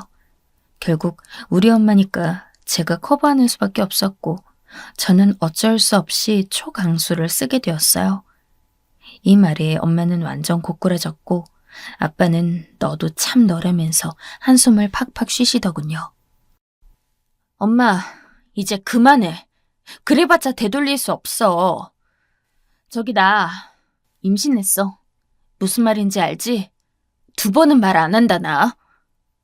이 말에 남편이며 아빠며 간만에 집에 들어왔던 남동생까지 다들 기절할 것 같은 얼굴로 보더라고요. 이건 사실이 아니긴 했어요. 하지만 저렇게 철옹성같이 버티고 있는 엄마를 이기려면 이 방법밖에 없더라고요. 여기까지 보시면 제가 정말 철없게 느껴지기도 하실 텐데 저도 그만한 사정이 있었어요. 당시 남친이었으며 현재 남편인 이 사람을 만나는 동안 엄마는 별의별 선자리를 다 끌고 오면서 저를 고생시키셨거든요. 온갖 사람들을 품평하면서 누구네 집이 좋고 뭘 보고 뭘 따지고 홀어머니네 홀아비네 어쩌고 하면서 다 쳐내고 정말 너무 힘들었어요. 심지어 중매하던 아주머니조차 혀를 쯧쯧 차면서 엄마 험담을 하시는데 진짜 못 견디겠더라고요. 미선이 너네 엄마가 좀 극성이긴 해. 너도 알지? 나도 니네 엄마가 하도 닥달해서 이렇게 일을 벌이긴 했다만 여기 시어머니 자리가 보통이 아니야. 너도 아마 각오는 해야 할 거야. 하도 니네 엄마가 어디 고등학교 출신부터 대학 이쪽 동네 토박이로 알아봐 달라고 난리를 치는 통에 어렵게 잡긴 했어. 아유, 근데 여기 엄마도 네 엄마 못지않은 사람이라 너 마음고생 꽤 할 거다. 아니나 다를까 이 아줌마 말이 맞았어요. 세상에, 소개 자리에 자기 엄마를 데리고 오는 남자가 어디 있는지. 아주 그 둘이 앉아서 저를 위아래로 훑어보며 온갖 조리돌림을 하고 있더라고요. 선이 아니라 무슨 초밀착 면접을 당하는 줄 알았어요. 따지고 보면 이런 꼴을 당하는 건 다 엄마 때문인 것 같았고, 내가 그런 굴욕을 당하고 와도 그저 돈 좀 있는 집, 잘 살고 명예 있는 집만 따지는 게 너무 혐오스럽더라고요. 그러니 저는 더더욱 인성은 착한데 집은 좀 기우는, 당시 저에게 조심스레 호감을 표해오던 이 남자에게 더 마음이 끌리게 된 거예요. 누가 뭐래도 평생 결혼 생활하면서 살 것은 전데 엄마가 아니잖아요. 이때 엄마는 쓰러지다 다시 일어나 저에게 쿠션도 막 던지고 정수기에서 대뜸 물을 받아다 제 남편에게까지 뿌리려 하길래 얼른 손을 잡아 끌고 나와버렸어요. 그리고 그나마 말 통하는 아빠에게 자초지종을 말하고 정말 죽겠다고, 엄마 때문에 너무 스트레스 받는다고 엉엉 울면서 말했고요. 결국 아빠는 딸 편이라 제 역성을 들어주셨고, 그렇게 입이 대빨 나온 엄마를 혼주로 앉혀놓고 겨우 결혼식을 치렀답니다. 사실 저희 시댁이 형편이 정말 안 좋긴 하더라고요. 저도 인사 갔을 때 생전 처음 들어가 보는 풍경의 집이라서 많이 놀라긴 했어요. 남편 역시 미안해했었고요. 그런데 경제적으로 어렵다는 건 그저 불편한 것뿐이니까 그런대로 그럭저럭 잘 지내보기로 했어요. 그런데 한 가지 절 힘들게 하는 것이 있었으니 집을 벗어나면 엄마로부터 해방인 줄 알았는데 시댁에도 이상한 종자가 한 명 있더라고요. 다행히도 시어머니는 조용조용한 분이었지만 바로 남편보다 4살 위의 누나인 신우였어요. 이상하게 자격지심을 부리더라고요. 올케 집 잘 산다고 우리 명훈이 무시하지 마. 얘가 뭐 원래 그 나이에 장가 가려고 했는지 알아? 본인이 우겨서 우리 집에 얹혀 살게 된 거면서 나중에 불평하지 말았으면 좋겠어. 내 말 뭔지 알지? 이 신우 말대로 결혼하던 당시 남편은 신혼집 구하기 힘든 상태긴 했어요. 시댁에선 저희 보고 2년 뒤에 집을 구해주겠다고, 그동안은 같이 살아야 한다고 했고요. 일단 제가 모두 선택해서 일이 된 것이니 전 그냥 견디기로 했어요. 엄마는 저 꼴 보기 싫다며 여기는 와보지도 않으셨고요. 그런데 이때 보니 정작 어머니는 가만 계신데 신우가 별꼴이더군요. 근데 아무리 신혼집이 지금 변변치 않다지만 어차피 우리 엄마 아빠가 2년 뒤에 해준다고 했으니 우리는 할 도리 한 거 아니야? 그럼 올케도 적어도 이 집 들어오면서 맨몸으로 들어오는 건 아닌 것 같은데? 가전이나 뭐 이런 거라도 좀 해갖고 들어와야 하는 거 아닌가? 나중에 나갈 때 갖고 가면 되잖아. 대체 뭔 소리를 하는지. 예물 예단도 서로 하지 말자고 해서 안 했는데 왜 뒤늦게 혼수 얘기를 하며 뒤통수 치는지 모르겠더라고요. 하지만 어쨌건 2년은 신우 얼굴 보면서 같이 살아야 하는데 괜히 말 듣느니 그냥 해치우는 게 나을 것 같더라고요. 남편은 계속 그러지 말라고, 누나 말 들을 필요 없다고 했지만 제가 굳이 해버렸어요. 냉장고랑 TV, 김치냉장고, 그리고 원래 이 집에 있지도 않았던 에어컨까지 해서 갔어요. 어찌 보면 왜 그런 일을 사서 했나 싶지만 궁극적으로는 제가 좀 불편하기도 했거든요. 아버님, 어머님, 그리고 저와 남편, 신우까지 5 식구가 살고 있는데 집도 20평대라 좁았고 냉장고도 다 고장나서 제대로 쓸 수도 없는 수준인데 간신히 쓰고 계셨어요. 게다가 에어컨도 없어서 늦가을인데도 집이 너무 찐득찐득하고 습하더라고요. 여름 다 끝나가는데 에어컨을 사서 설치했고 어머님, 아버님은 그래도 저에게 별 얘기 안 하는 분들이라 그럭저럭 만족하셨던 것 같아요. 신우는 결혼 초반엔 그렇게 시비를 끌더니 이 부분이 좋았는지 한동안 조용하더라고요. 헌데 살면 살수록 남편과의 사이는 좋았지만 과연 내가 2년 뒤에 여길 정말 나갈 수 있을지 판단이 서지 않았어요. 왜냐하면 당시 아버님은 이렇다 싶은 직업도 없으셨고 어머니 혼자 밖에 나가 일하시면서 애기들 봐주시고 돈을 벌어오셨거든요. 그나마 자존심 센 신우도 직장 생활을 하고 있었지만 이 신우도 언젠간 결혼해서 나가야지 않겠어요? 그런 집에서 과연 우리 신혼집을 정말 해줄 수 있을지 눈앞이 막막하더라고요. 그리고 엄마에겐 혼전 임신이라 거짓말했지만 정말 허니문으로 아이가 생기는 바람에 저도 막상 발등에 불이 떨어졌음을 실감하게 되었답니다. 엄마는 저에게 애 낳을 때까지 연락 안 한다더니 정말 연락을 끊어버리셨고요. 아빠는 마음에 걸렸는지 몰래 뒤에서 저에게 용돈을 주셨고 저는 염치 없이 그걸 받을 수밖에 없었어요. 그런 와중에 신우는 꼭 자기 일이 안 풀리면 저한테 시비를 거는데 진짜 이놈의 신우 때문이라도 나가든지 해야겠더라고요. 옳게 임신 중이라고 밥 못할 게 뭐야? 우리 엄마 종일 일하고 들어와서 힘든데 엄마가 저녁까지 차려야겠어? 옳게 집에만 누워있고 하는 게 뭐가 있어? 이럴 때 가족들 위해서 음식도 좀 하고 맛깔스럽게 차려보기도 하고 그래. 결혼한 지 꽤 됐는데 식구들 입맛 맞추는 것도 잘 못하고 그게 뭐야? 나라면 요리학원이라도 다니겠다. 이런 말 들을 때마다 저는 속으로 다짐한 게 있었으니 너도 꼭 너 같은 시댁에 가서 너 같은 신우 만나서 고생 좀 해봐라 이거였어요. 어찌나 참견이 많고 절 못살게 구는지 속으로 제 바람만 그렇게 커졌답니다. 그런데 이런 바람이 이루어졌는지 신우가 대뜸 이 집을 나가게 되었어요. 그건 바로 드디어 신우도 결혼이란 걸 하게 되었다는 거예요. 솔직히 그럼 안 되는데 이때 좀 고소하더라고요. 상견례 때 보니까 예비 시어머니 되실 분 인상이 보통이 아니었거든요. 신우는 완전 코가 꺾여가지고는 코맹맹이 소리 내면서 비위 맞추고 있었고요. 어머니, 제가 민용 씨한테 더 잘할게요. 결혼 허락해 주셔서 고맙습니다.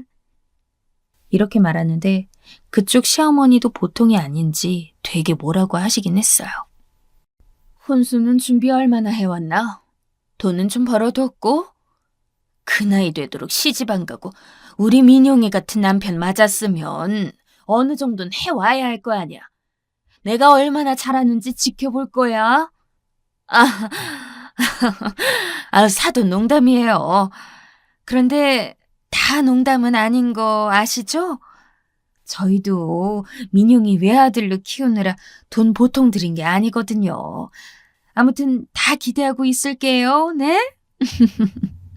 이건 진짜 보는 제가 서슬이 펄어토록 심각한 분위기로 가는 것 같긴 했어요. 아무튼 이런 상황에서 저도 더 길게 말 못하고 집에 돌아왔는데 마음이 썩 좋진 않은 거예요. 그래서 남편에게 말했어요. 여보, 이러다 우리 분가 못하는 거 아니야? 저쪽 시댁 장난 아닌 것 같은데. 어머님 아버님이 형님한테 돈 몰아주시는 거 아닌가 몰라. 그럼 우린 어떡해? 이제 애도 크고 이 집 휘집고 다니고 나가야 하는데 말이야. 이때 남편은 자기도 그런 예감이 들었는지 연신 불안한 표정을 짓더라고요. 그런데 맙소사 상황은 왜 슬픈 예감 그대로 맞아떨어지는 걸까요? 울상을 한 신우와 어머니 아버님이 나란히 안방에 앉아서는 우리 부부를 불러다 말하는 거예요. 그나마 어머니는 이런 말하기 민망하셨는지 아버님이 총대를 매셨더라고요. 애미야, 그게 너도 알다시피 네 신우 시집 보내야 하는데 얘가 우리 집에 보태느라고 그간 돈을 많이 못 모았다. 근데 얘도 이제 나이가 찼고 이번 2년 아니면 언제 시집 갈지 모르고 말이다. 결국 결론은 그거였어요. 우리 앞으로 붓고 있던 적금이며 이런 걸 신우 쪽으로 몰아야 할 것 같다. 니네가 좀 참으라는 거예요. 이때 전 예상하고 있었지만 화가 너무 났고 옆에서 질질 짜며 표독스럽게 울고 있는 신우를 보니 진짜 욕 나올 것 같더라고요. 그래봤자 엄연히 시부모님 돈이고 제 것도 아닌데 이해하라는데 뭘 어쩌겠어요. 그날 밤 저는 혼자 베란다에 나와서 얼마나 울며 신세한탄을 했는지 몰라요. 내가 미쳤지. 어쩌다가 이런 집에 시집을 와서 사서 고생하나 하면서요. 그런데 갑작스럽게 그 타이밍에 아빠한테 전화가 온 거예요. 아마 엄마가 시켰던 것 같아요. 미선아, 잘 있지? 다름이 아니라 아빠가 좀 할 말이 있어서 집에 좀 와라. 네 엄마도 이제 좀 괜찮아졌으니 너무 마음 쓰지 말고. 알았지? 엄마는 제가 결혼하고 애 낳고 그러고 있을 때까지 진짜 거의 왕래를 안 했거든요. 저도 그 안에 쌓인 것도 많았고 말이에요. 아무리 딸이 미워도 그렇지. 애 낳고 조리를 어찌하는지, 손주가 어떻게 자라는지도 안 돌아봤거든요. 아무튼 이때는 순전히 아빠가 부르니까 그냥 아빠나 보러 아기를 안고 갔는데요. 대뜸 엄마가 문을 열어주더라고요. 보자마자 화를 내며 욕하지 뭐예요? 에휴, 못난 기집애. 너는 네 애미 가슴에 못을 대체 몇 천 개를 박아야 속이 시원하냐? 얼굴 꼬라지 보니 더 화가 나려고 하네. 얼굴이 대체 그게 뭐야? 궁상에 끼고 끼어서는. 내가 너 그러고 살라고 맨날 잘해 먹이고 잘 입혀가며 키운 줄 알아? 이러면서 엄마가 쌩 난리를 피는데 정말 진짜 집에 다시 돌아가고 싶었어요. 굳은 얼굴로 서 있는 저를 아빠가 다시 끌어당기셨는데 억지로 들어간 집안에는 뭔가 엄숙한 분위기가 감돌더군요.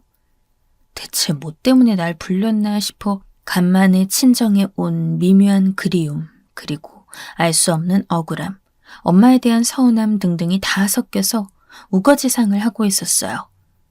그때 아빠가 갑자기 말을 꺼내는데 전 정말 거짓말 안 하고 조금도 예상 못했던 얘기였어요. 엄마는 옆에서 눈물이 그렁그렁해서 저를 째려보고 계셨고요. 미선아, 엄마 아빠가 너 살 집을 하나 마련해뒀어. 우리 집 근처로 말이야.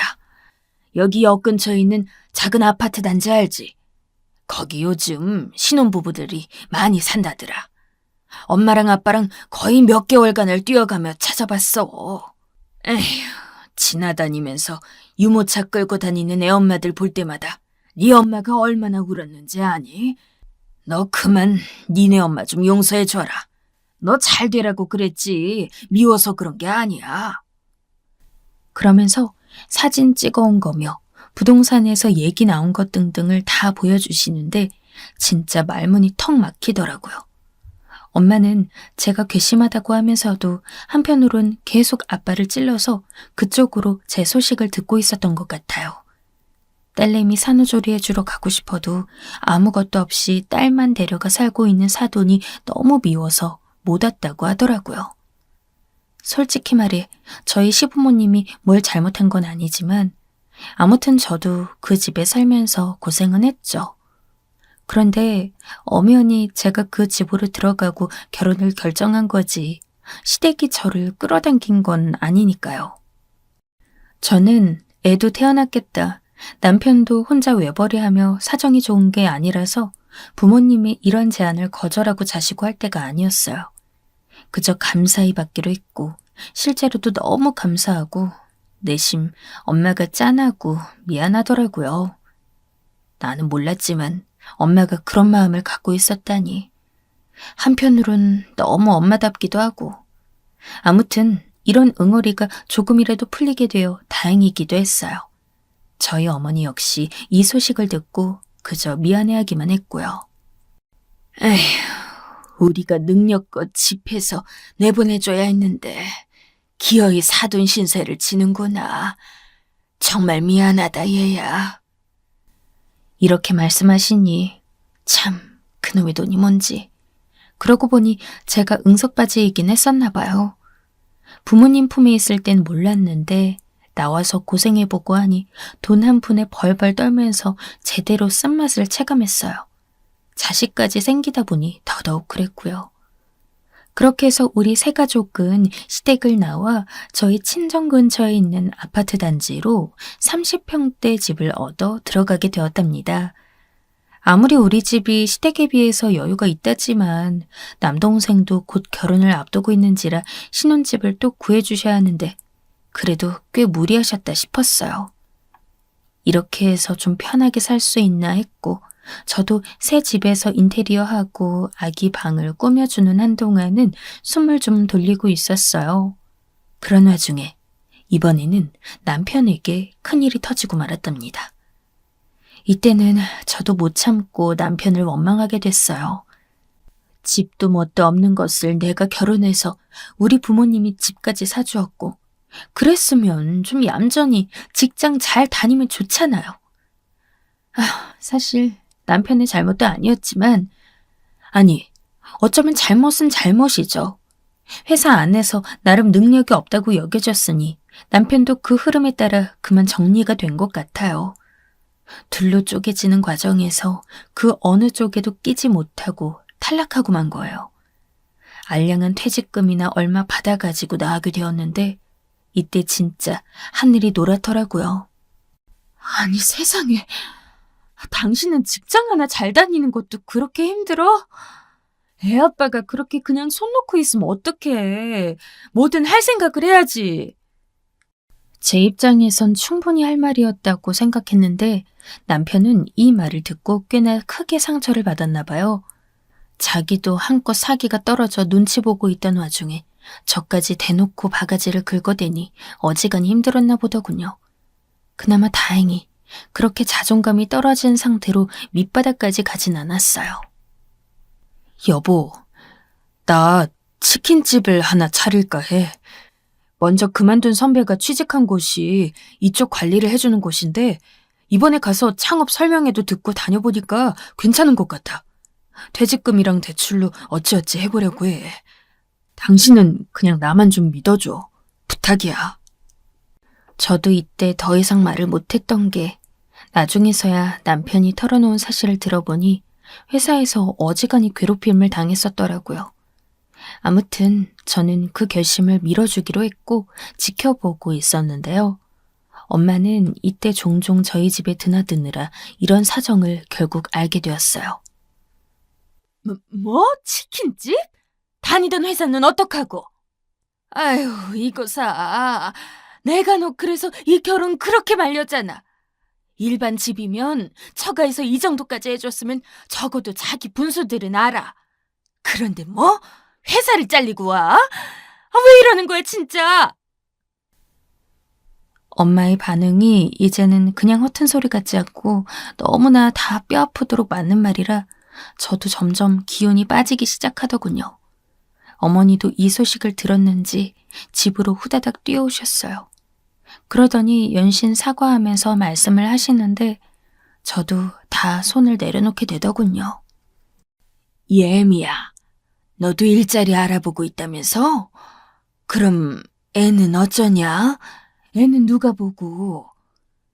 이렇게 말씀하시는데 새삼 저는 그럼 도대체 어떻게 하란 건지, 본인 아들은 지금 직장도 잃고 대책도 없는 치킨집을 생각하고 있는데 저보고 왜 이러시나 싶어서 짜증이 났어요. 그런데 어머니의 의도는 전혀 다른 것이었더군요. 그 정 그렇게 됐으면 애미 너도 일해야 하지 않냐? 사돈들은 바쁘실 거 아니야. 애를 남한테 맡길 수도 없고 할미한테 크는 게 제일 나을 텐데. 그럼 내가 와서 봐주마, 응? 우리 아들이랑 산다고 네가 여러모로 고생하고 있는데 그 정도는 내가 해야 하지 않겠냐? 내가 네 집 아침 저녁으로 와서 봐줄 테니까 그렇게 하자. 어머니가 울상으로 와서 이런 말씀을 하시는데 한편으론 늘 형편 때문에 저에게 미안해 하셨던 분이라 참 할 말이 없었어요. 그리고 저도 애 먹여 살리고 하려면 직장 복귀를 하기도 했었고요. 물론 복직의 길은 끊겨버렸지만 그래도 더 나이 먹기 전에 직장 알아보고 정착을 해야 했거든요. 결국 어쩔 수 없이 어머니께 도움을 청하게 되었고 시댁에서 우리 집까지 멀다 보니까 어느새 주중 내내 상주하시고 주말에 집을 가는 것으로 굳어지게 되었어요. 아기 방에서 아이와 함께 주무시기도 하고 아침에 저희 출근할 때 밥을 차려 준비해 주시고 저녁은 제가 와서 만드는 것으로 했답니다. 어느 정도 적응되다 보니 확실히 어머니가 와 계신 게 편하긴 했어요. 저도 초반에 직장에서 적응하려니 너무 힘들었거든요. 거리가 좀 돼서 일찍 출근해야 했고 애는 저한테 안 떨어지려고 하는데 어머니 손에 넘기면 그나마 안정이 되었고요. 남편은 어머니가 본인 집에 와 계시니 그 자체로도 무척 좋아하는 것 같았어요. 그렇게 평화로운 상황을 누려가는 것 같았는데 시간이 가면서 저도 약간은 단점이 보이더라고요. 제가 나쁜 건지 뭔지 모르겠는데 이상하게 이전에 같이 시댁에서 살 땐 못 느꼈던 새로운 단점을 느끼게 됐어요.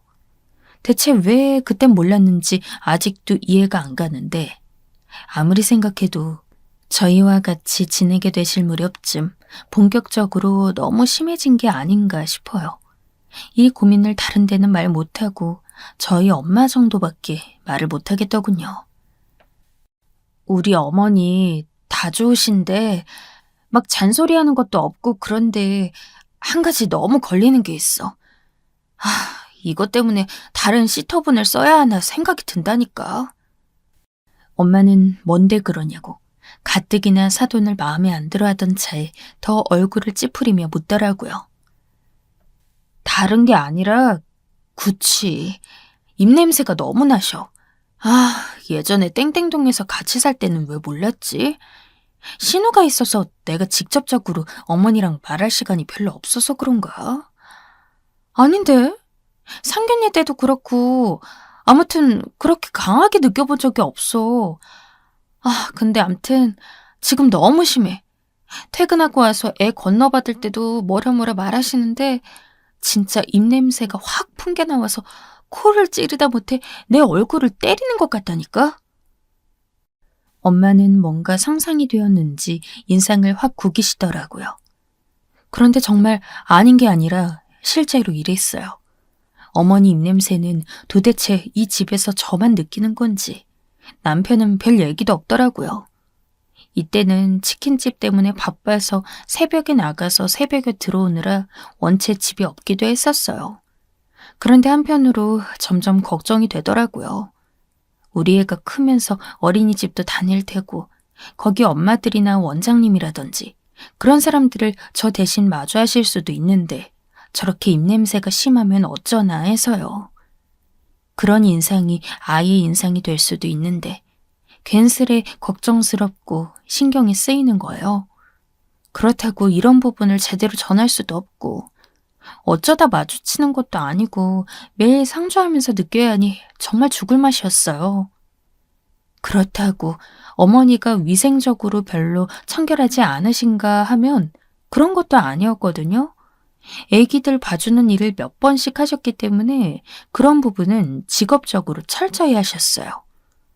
저도 처음엔 몇 번이나 잘못 맡았겠거니 생각하고 있어서 좀 넘기려도 해봤고 숨을 참았다가 다시 들이마시면서 맡아가면서 킁킁거리기도 했어요.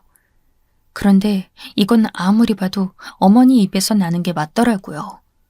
오죽하면 애도 어머니 품에 안겨 뭔가 하고 있다가도 어머니가 입을 열면 움찔거리는 거예요. 우리 성민이, 할미랑 이거 한 입 또 먹자. 할미가 후후 불어줄게. 이렇게 하시는데 입으로 바람을 후 하고 내뿜는 순간 저도 모르게 미간에 힘을 빡 하고 주게 되었어요. 진짜 억지로, 정말 죽을 힘으로 코로 하는 호흡을 멈추고 참았어요. 그렇게 하지 않으면 코가 맵다 못해 너무 역겨워서 기분이 확 다운되었거든요. 애까지 움찔거리더니 막 짜증내면서 우는 거예요. 아직 어린 애기라 그런지 의사 표현은 못하지만 기분 나쁜 냄새가 느껴지니 싫었겠죠. 그런데 어머니는 그것도 모르시니 그냥 애가 투정 부리는 줄로만 알고 아주 미치겠더라고요. 아유, 우리 성민이 왜 이렇게 뿔이 났어? 할미가 쌀 과자 줄게. 그러니까 얼른 밥 한 술 먹자. 후 하고 불어서 먹자. 이러니 애는 자지러지면서 밥을 안 먹으려 하고 결국 보다 못한 제가 먹이겠다며 안아들었어요. 그래서 어머니는 어쩔 수 없다고 하면서 밥을 드시는데 어쩜 냄새가 점점 더 심해지는 걸까요? 앞에서 국을 드신다고 불어서 드실 때나 코앞에 놓인 반찬들을 집어먹겠다고 입을 여셨을 때 진짜 온갖 시궁창 같은 역한 냄새가 주변을 맴도는 거예요. 진지하게 어머니의 건강이 어디 안 좋으신 건가 했는데 그런 것 같진 않았어요. 딱히 어디 아프다고 하신 것도 못 들어봤거든요. 그러던 와중에 한동안 잊고 있었던 저에게 있어 정말 봉변 같은 한 존재가 대뜸 집에 찾아왔지 뭐예요. 다름 아닌 신우였어요.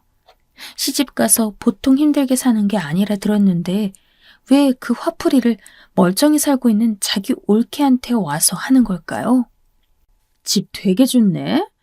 올케는 좋겠다. 친정엄마 아빠가 이런 것도 해주고. 와, 이 조명은 뭐야? 엄마 뭐야? 엄마 아들 돈 없다고 하더니 이렇게 집을 화려하게 해놓고 사냐? 너무 안 맞잖아. 밖에서는 그렇게 몸을 갈아가며 치킨집하고 뛰어다니는데 집은 무슨 연예인 집처럼 해놓고 살고 말이야. 도대체 무슨 말을 하러 온 건지 쓸데없이 빈정거리기나 하고 제발 빨리 집에 갔으면 했어요. 그런데 이 와중에 신우 역시도 뭔가 이상한 걸 느꼈는지 킁킁거리며 어머니한테 말을 하더라고요. 엄마, 근데 이게 무슨 냄새야? 누가 발냄새인가? 아니 뭐야, 김치 냄새인가? 이게 뭐지? 그러면서 신우도 뭔가 자기 엄마 주변에서 나는 냄새가 범상치 않았나 봐요. 처음엔 이러고 넘기더니 나중에 밥 먹고 식탁에서 얼굴을 마주보고 있었거든요. 그때 점점 인상을 찌푸리더니 아예 대놓고 자기 엄마한테 말하더라고요. 진짜 이렇게 안 거르고 말하는 건 자기 엄마나 누구한테나 똑같나 봐요. 어찌 보면 누군가는 고양이 목에 방울을 달아야 했지만 그래도 옆에 있는 저까지 민망해져서 말을 못하겠더라고요. 엄마, 이게 무슨 냄새야? 엄마 입에서 나는 냄새야? 엄마 양치 안 했어? 웬일이야. 가서 양치 좀 하고 와.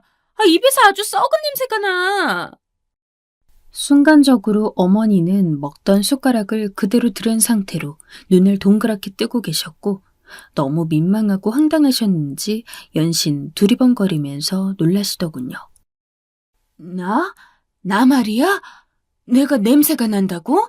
어디가? 무슨 냄새가 나? 하나도 안 나. 그러자 신우이가 아주 앙칼지게 소리 지르며 화를 냈어요. 엄마! 그만 좀 해. 입 좀 다물고 말하라고. 냄새가 안 나길 뭘 안 나?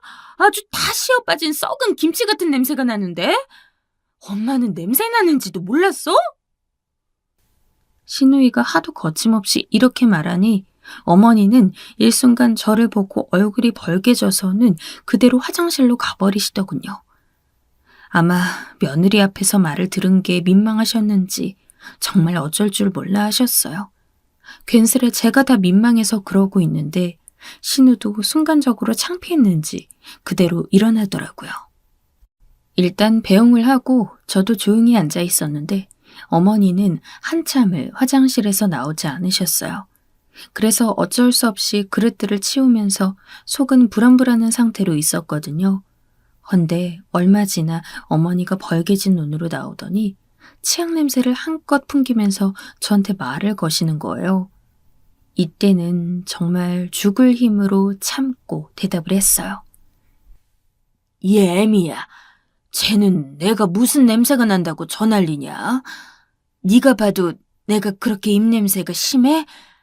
아무도 나한테 그런 말 하는 사람이 없던데 왜 저렇게 어울리지 않게 깔끔을 떤대냐 쟤는? 이때 얼마나 많은 말들이 속에서 올라오던지 아마 그 사람들은 가족이 아니니 괜히 총대 매기 싫어 말을 안 했겠죠. 저는 앞전에 어머니가 너무 수치스럽고 민망해하는 얼굴을 봤기에 도저히 말할 수 없어 그냥 참았어요. 아니에요. 형님이 좀 예민하셨나 봐요. 신경 쓰지 마세요, 어머니. 이렇게 말했더니 어머니가 환하게 웃으시면서 그것 보라고 자기가 냄새 같은 게 난리가 없다고 하시더군요. 그런데 제가 너무 후회됐던 게 그러고 뒤를 돌아 지나가시는 어머니로부터 또 은은하게 역한 냄새가 풍겨오는 거예요. 이쯤 되니 양치를 대충 하신 건지 아니면 저렇게 피가 날 정도로 해야 그나마 살짝 사그러드는 건지 참 답답하더군요. 내가 괜히 참았나 싶어서 막 머리가 혼란스럽고 깨질 것 같았어요. 잠깐 보고 말고 할 사이도 아니고 매일매일 같이 지내고 주말에만 집에 가시는 분인데 그냥 말할 걸 그랬을까요? 어머니는 완전 그 굴레에서 벗어나셨는지 다시 평소처럼 생활하는데 냄새는 도통 가실 기운이 보이지 않았어요. 그렇게 쌓아두고 참아두었던 것이 이내 저에겐 스트레스가 되고 짜증이 되었는데 결국 2차적으로 타인에 의해 이 일은 다시 터지고 말았어요. 바로 가스 점검 나오신 아주머니로 인해서 말이에요. 이때도 제가 일찍 퇴근해서 아기를 함께 돌보고 있는데 저는 여전히 어머니 구취가 신경 쓰여 은근 얼굴을 찌푸리고 있게 되더군요. 그런데 검침원 아주머니가 오셔서 이것저것 물으시길래 일어나서 움직이고 있었어요. 그 와중에 갑자기 어머니가 함께 일어나더니 따라오시는 거예요. 아줌마, 내가 물어볼 게 있는데 이런 거 점검하러 다니면 돈은 얼마나 받아요? 나도 이제 손주 키우고 나면 그런 것 좀 해볼까 하는데 배워보고 싶어서요. 어찌 보면 초면에 참 무리한 질문이기도 하지만 한편으론 어머니도 저 연세에 또 일할 생각을 하시는구나 싶어 안타까운 부분도 없지 않았어요. 아버님이 몸도 좋지 않아 계속 누워 계셨거든요. 그런데 검침원 아주머니께서 처음엔 놀란 표정으로 보셨다가 어머니가 말씀하는 내내 표정이 안 좋더니 나중엔 얼굴을 아예 구기시더라고요. 그러더니 대뜸 이렇게 말을 하는데 신우이가 직격타로 날렸던 것보다 더 세게 말씀하시는 바람에 저도 완전 기겁해버렸어요. 아이고, 뭘 잡수셨는데 그리 똥내가 납니까? 눈이 다 매워 죽겠네. 뭐라고요? 뭐 물어본 거예요? 듣고도 까먹었어요. 저도 100% 이해는 가지만 너무 거르지 않고 말하시는 아주머니 때문에 어머니는 완전 얼빠진 사람처럼 멈춰 계셨고 그대로 입을 꼭 다물고 한참 서 계시더라고요. 아주머니는 많이 바쁘셨는지 그냥 자기 할 얘기만 하고 나가버리셨어요. 어머니는 연타로 며느리 앞에서 이런 일을 당해서 그런지 어깨를 부들부들 떠시면서 어쩔 줄 몰라 하시더군요. 저도 진짜 갑갑하고 미칠 것 같았고요. 사실 몇 번이나 얘기할까 생각했지만 그게 어디 쉽나요? 남편한테 말하는 것도 어려워서 못하던 차에 당사자인 어머니한테 말하는 건 더 어렵잖아요. 헌데 이제 더 이상 그 화살이 어디 다른 데로 가지 못하고 저에게로 와버린 거예요. 어머니는 정면 돌파하기로 마음 먹으신 건지 당혹스럽고 울 것 같은 얼굴로 물어보시는 거 있죠. 이때 정말 딱 어디 구멍이라도 파서 도망가고 싶었는데 그 장소에 저 혼자밖에 없어서 어쩔 수가 없었어요. 애미야, 내가 그렇게 입냄새가 나냐? 정말이야? 말해봐. 아니지? 아니잖아. 너 저번에 나 안 난다고 했잖아.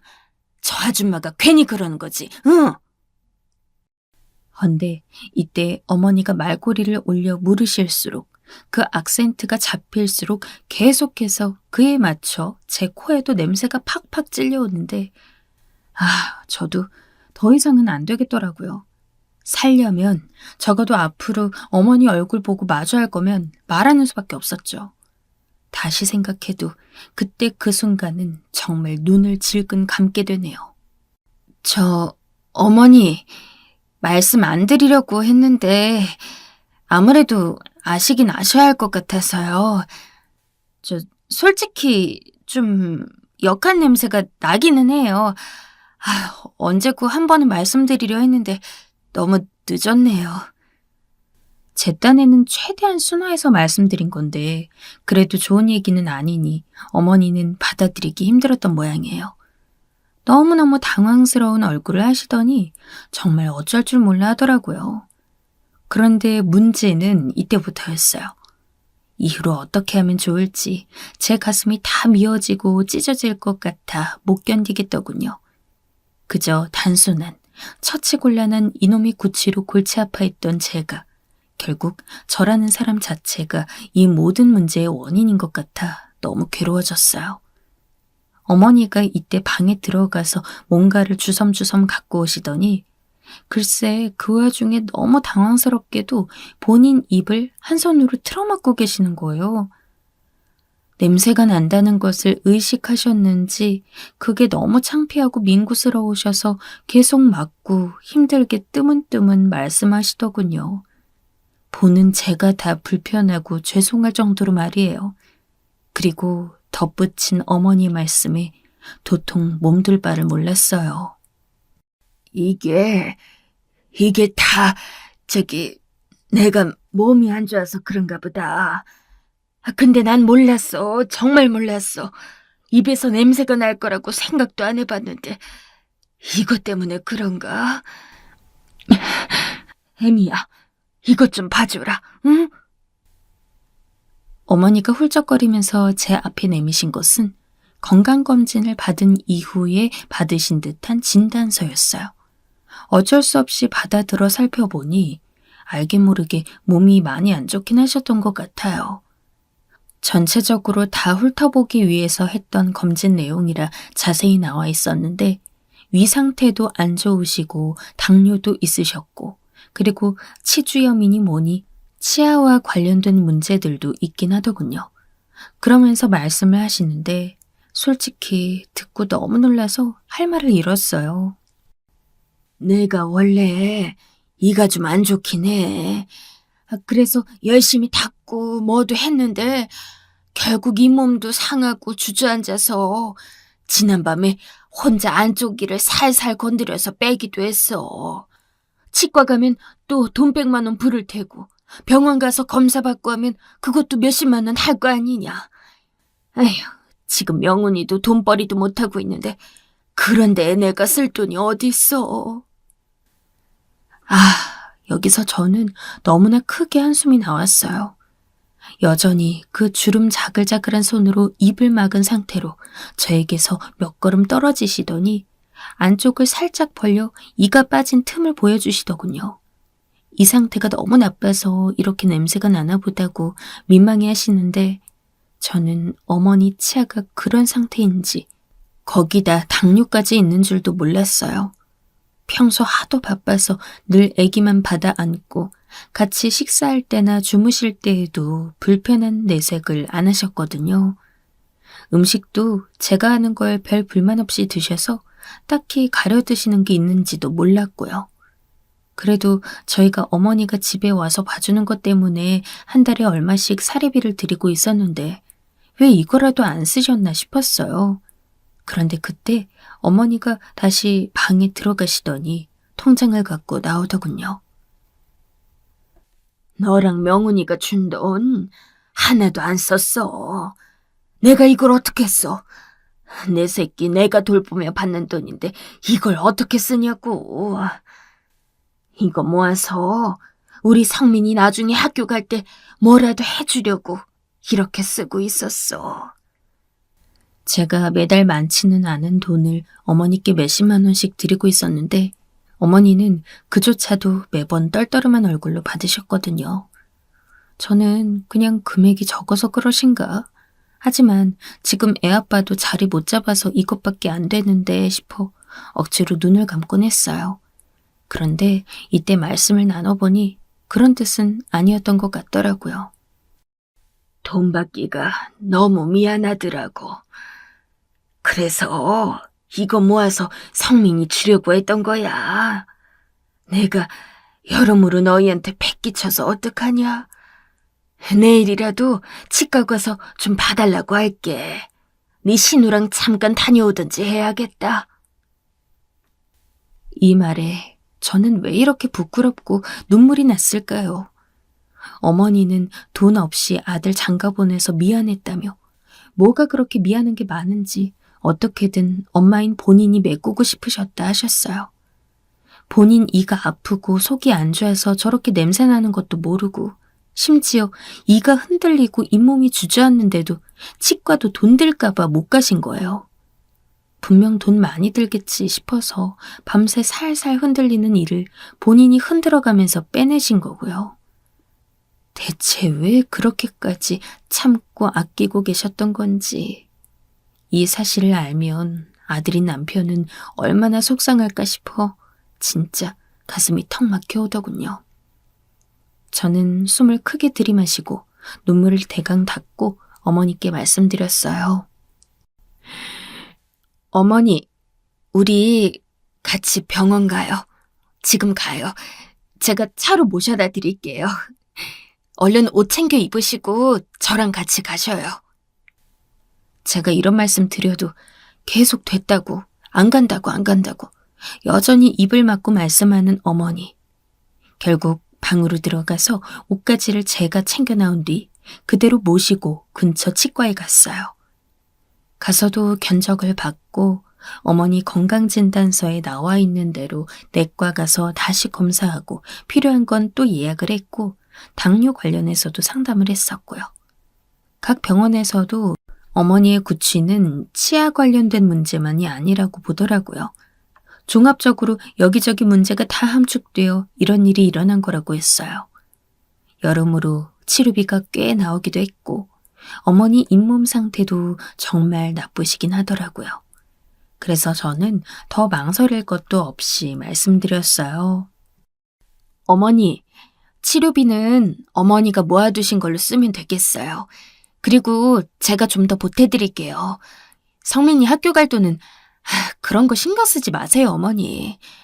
그간 성민이 봐주셔서 제가 이렇게 돈 벌 수 있었던 거잖아요. 이렇게 아프신데 억지로 참으시고. 어머니, 제가 정말 면목이 없어요. 제가 잘못했어요, 어머니. 어머니는 그냥 양손으로 얼굴을 가리고 아무 말도 하지 않으시는데 저도 그 상태로 차를 주차해놓고 멈춰서서 한참을 얼굴을 묻고 말하지 못했어요. 딱히 울거나 그런 건 아니지만 너무 마음이 답답하고 탁하게 느껴지더군요. 사실 신우가 얄미워서 힘들었지 어머니나 남편은 그냥 늘 자기 집에 시집와서 고생한다며 저한테 미안해했어요. 형편이 어려운 것은 죄가 아닌데 은연중에 저도 제 친정 형편이 더 낫다고 생각하며 한창 경제적으로 기우는 형편의 시부모님을 챙기지 않았던 것 같더군요. 양가 어른들 똑같이 우리에게 있어 부모님인데 매번 눈치 보시고 어떻게든 해주려고 맞춰주는 어머니의 심정을 저를 힘들게 하는 시누이나 여러모로 힘들어진 결혼 생활로 인해 모른 척하고 싶었던 것 같아요.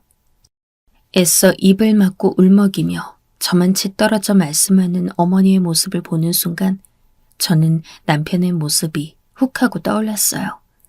그래서 더 견딜 수가 없더군요. 늘 나보고 부잣집 딸이 가난한 남자한테 시집와서 고생한다던 남편. 내가 싫은 소리하고 구박을 해도 늘 머쓱하게 웃어주고 참아주던 남편. 원치 않게 직장에서 잘리고 어떻게든 살아보겠다고 밤낮으로 치킨집에 매달려 쉴 새 없이 뛰어다니는 남편. 그런 본인도 힘들게 살고 있는데 본인 어머니마저 이렇게 힘들게 아픈 걸 참고 살면서 자식 부부 민폐 안 끼치려고 하셨다는 걸 알면 얼마나 슬프고 괴로울까요? 그런 남편의 얼굴이 너무너무 떠올라서 견딜 수가 없었어요.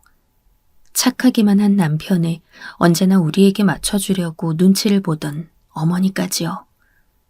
초반부터 저도 우리 엄마가 어쩌네, 시댁은 형편이 어쩌네 하지만 결국 이런 선택을 한 건 저였죠. 그렇다면 저도 이제 그만 툴툴거리고 저 역시 남편과 동일한 가장으로 바로 서서 남편이 못하는 몫을 감당하며 가야 할 것 같아요. 양가 어른들을 똑같이 챙기고 신경 쓰면서 어렵사리 가족이 된 인연들이 서로 건강하고 마음이 편할 수 있도록 말이에요. 어머니는 현재 꾸준히 치과를 다니면서 진료받고 계시고 다른 지병도 검사해서 약도 받아서 이것저것 챙겨 드시고 계세요. 그러면서도 저한테 한 가지 부탁을 하시더군요. 예미야, 명훈이한테는 얘기하지 말아주련. 이 녀석 걱정할까봐 내가 더 마음이 쓰이는구나. 약도 먹고 신경 쓰고 있으니까 그냥 그렇게만 알게 해줘라. 내가 알아서 건강 잘 챙기마. 이렇게 굳이 말씀을 어렵게 꺼내신 것도 새삼 찡이 오고 아무튼 저는 그 약속을 지키기로 했어요. 그렇게 조금씩 치료하면서 원인을 하나둘씩 잡아내다 보니 이전만큼 심한 상태는 아니시고 차차 회복되는 중인 것 같아요. 아무쪼록 어머니께서 이렇게 쭉 건강하게 오래오래 지내셨으면 좋겠습니다. 사연 들어주신 분들도 건강 잘 챙기시길 바라겠습니다.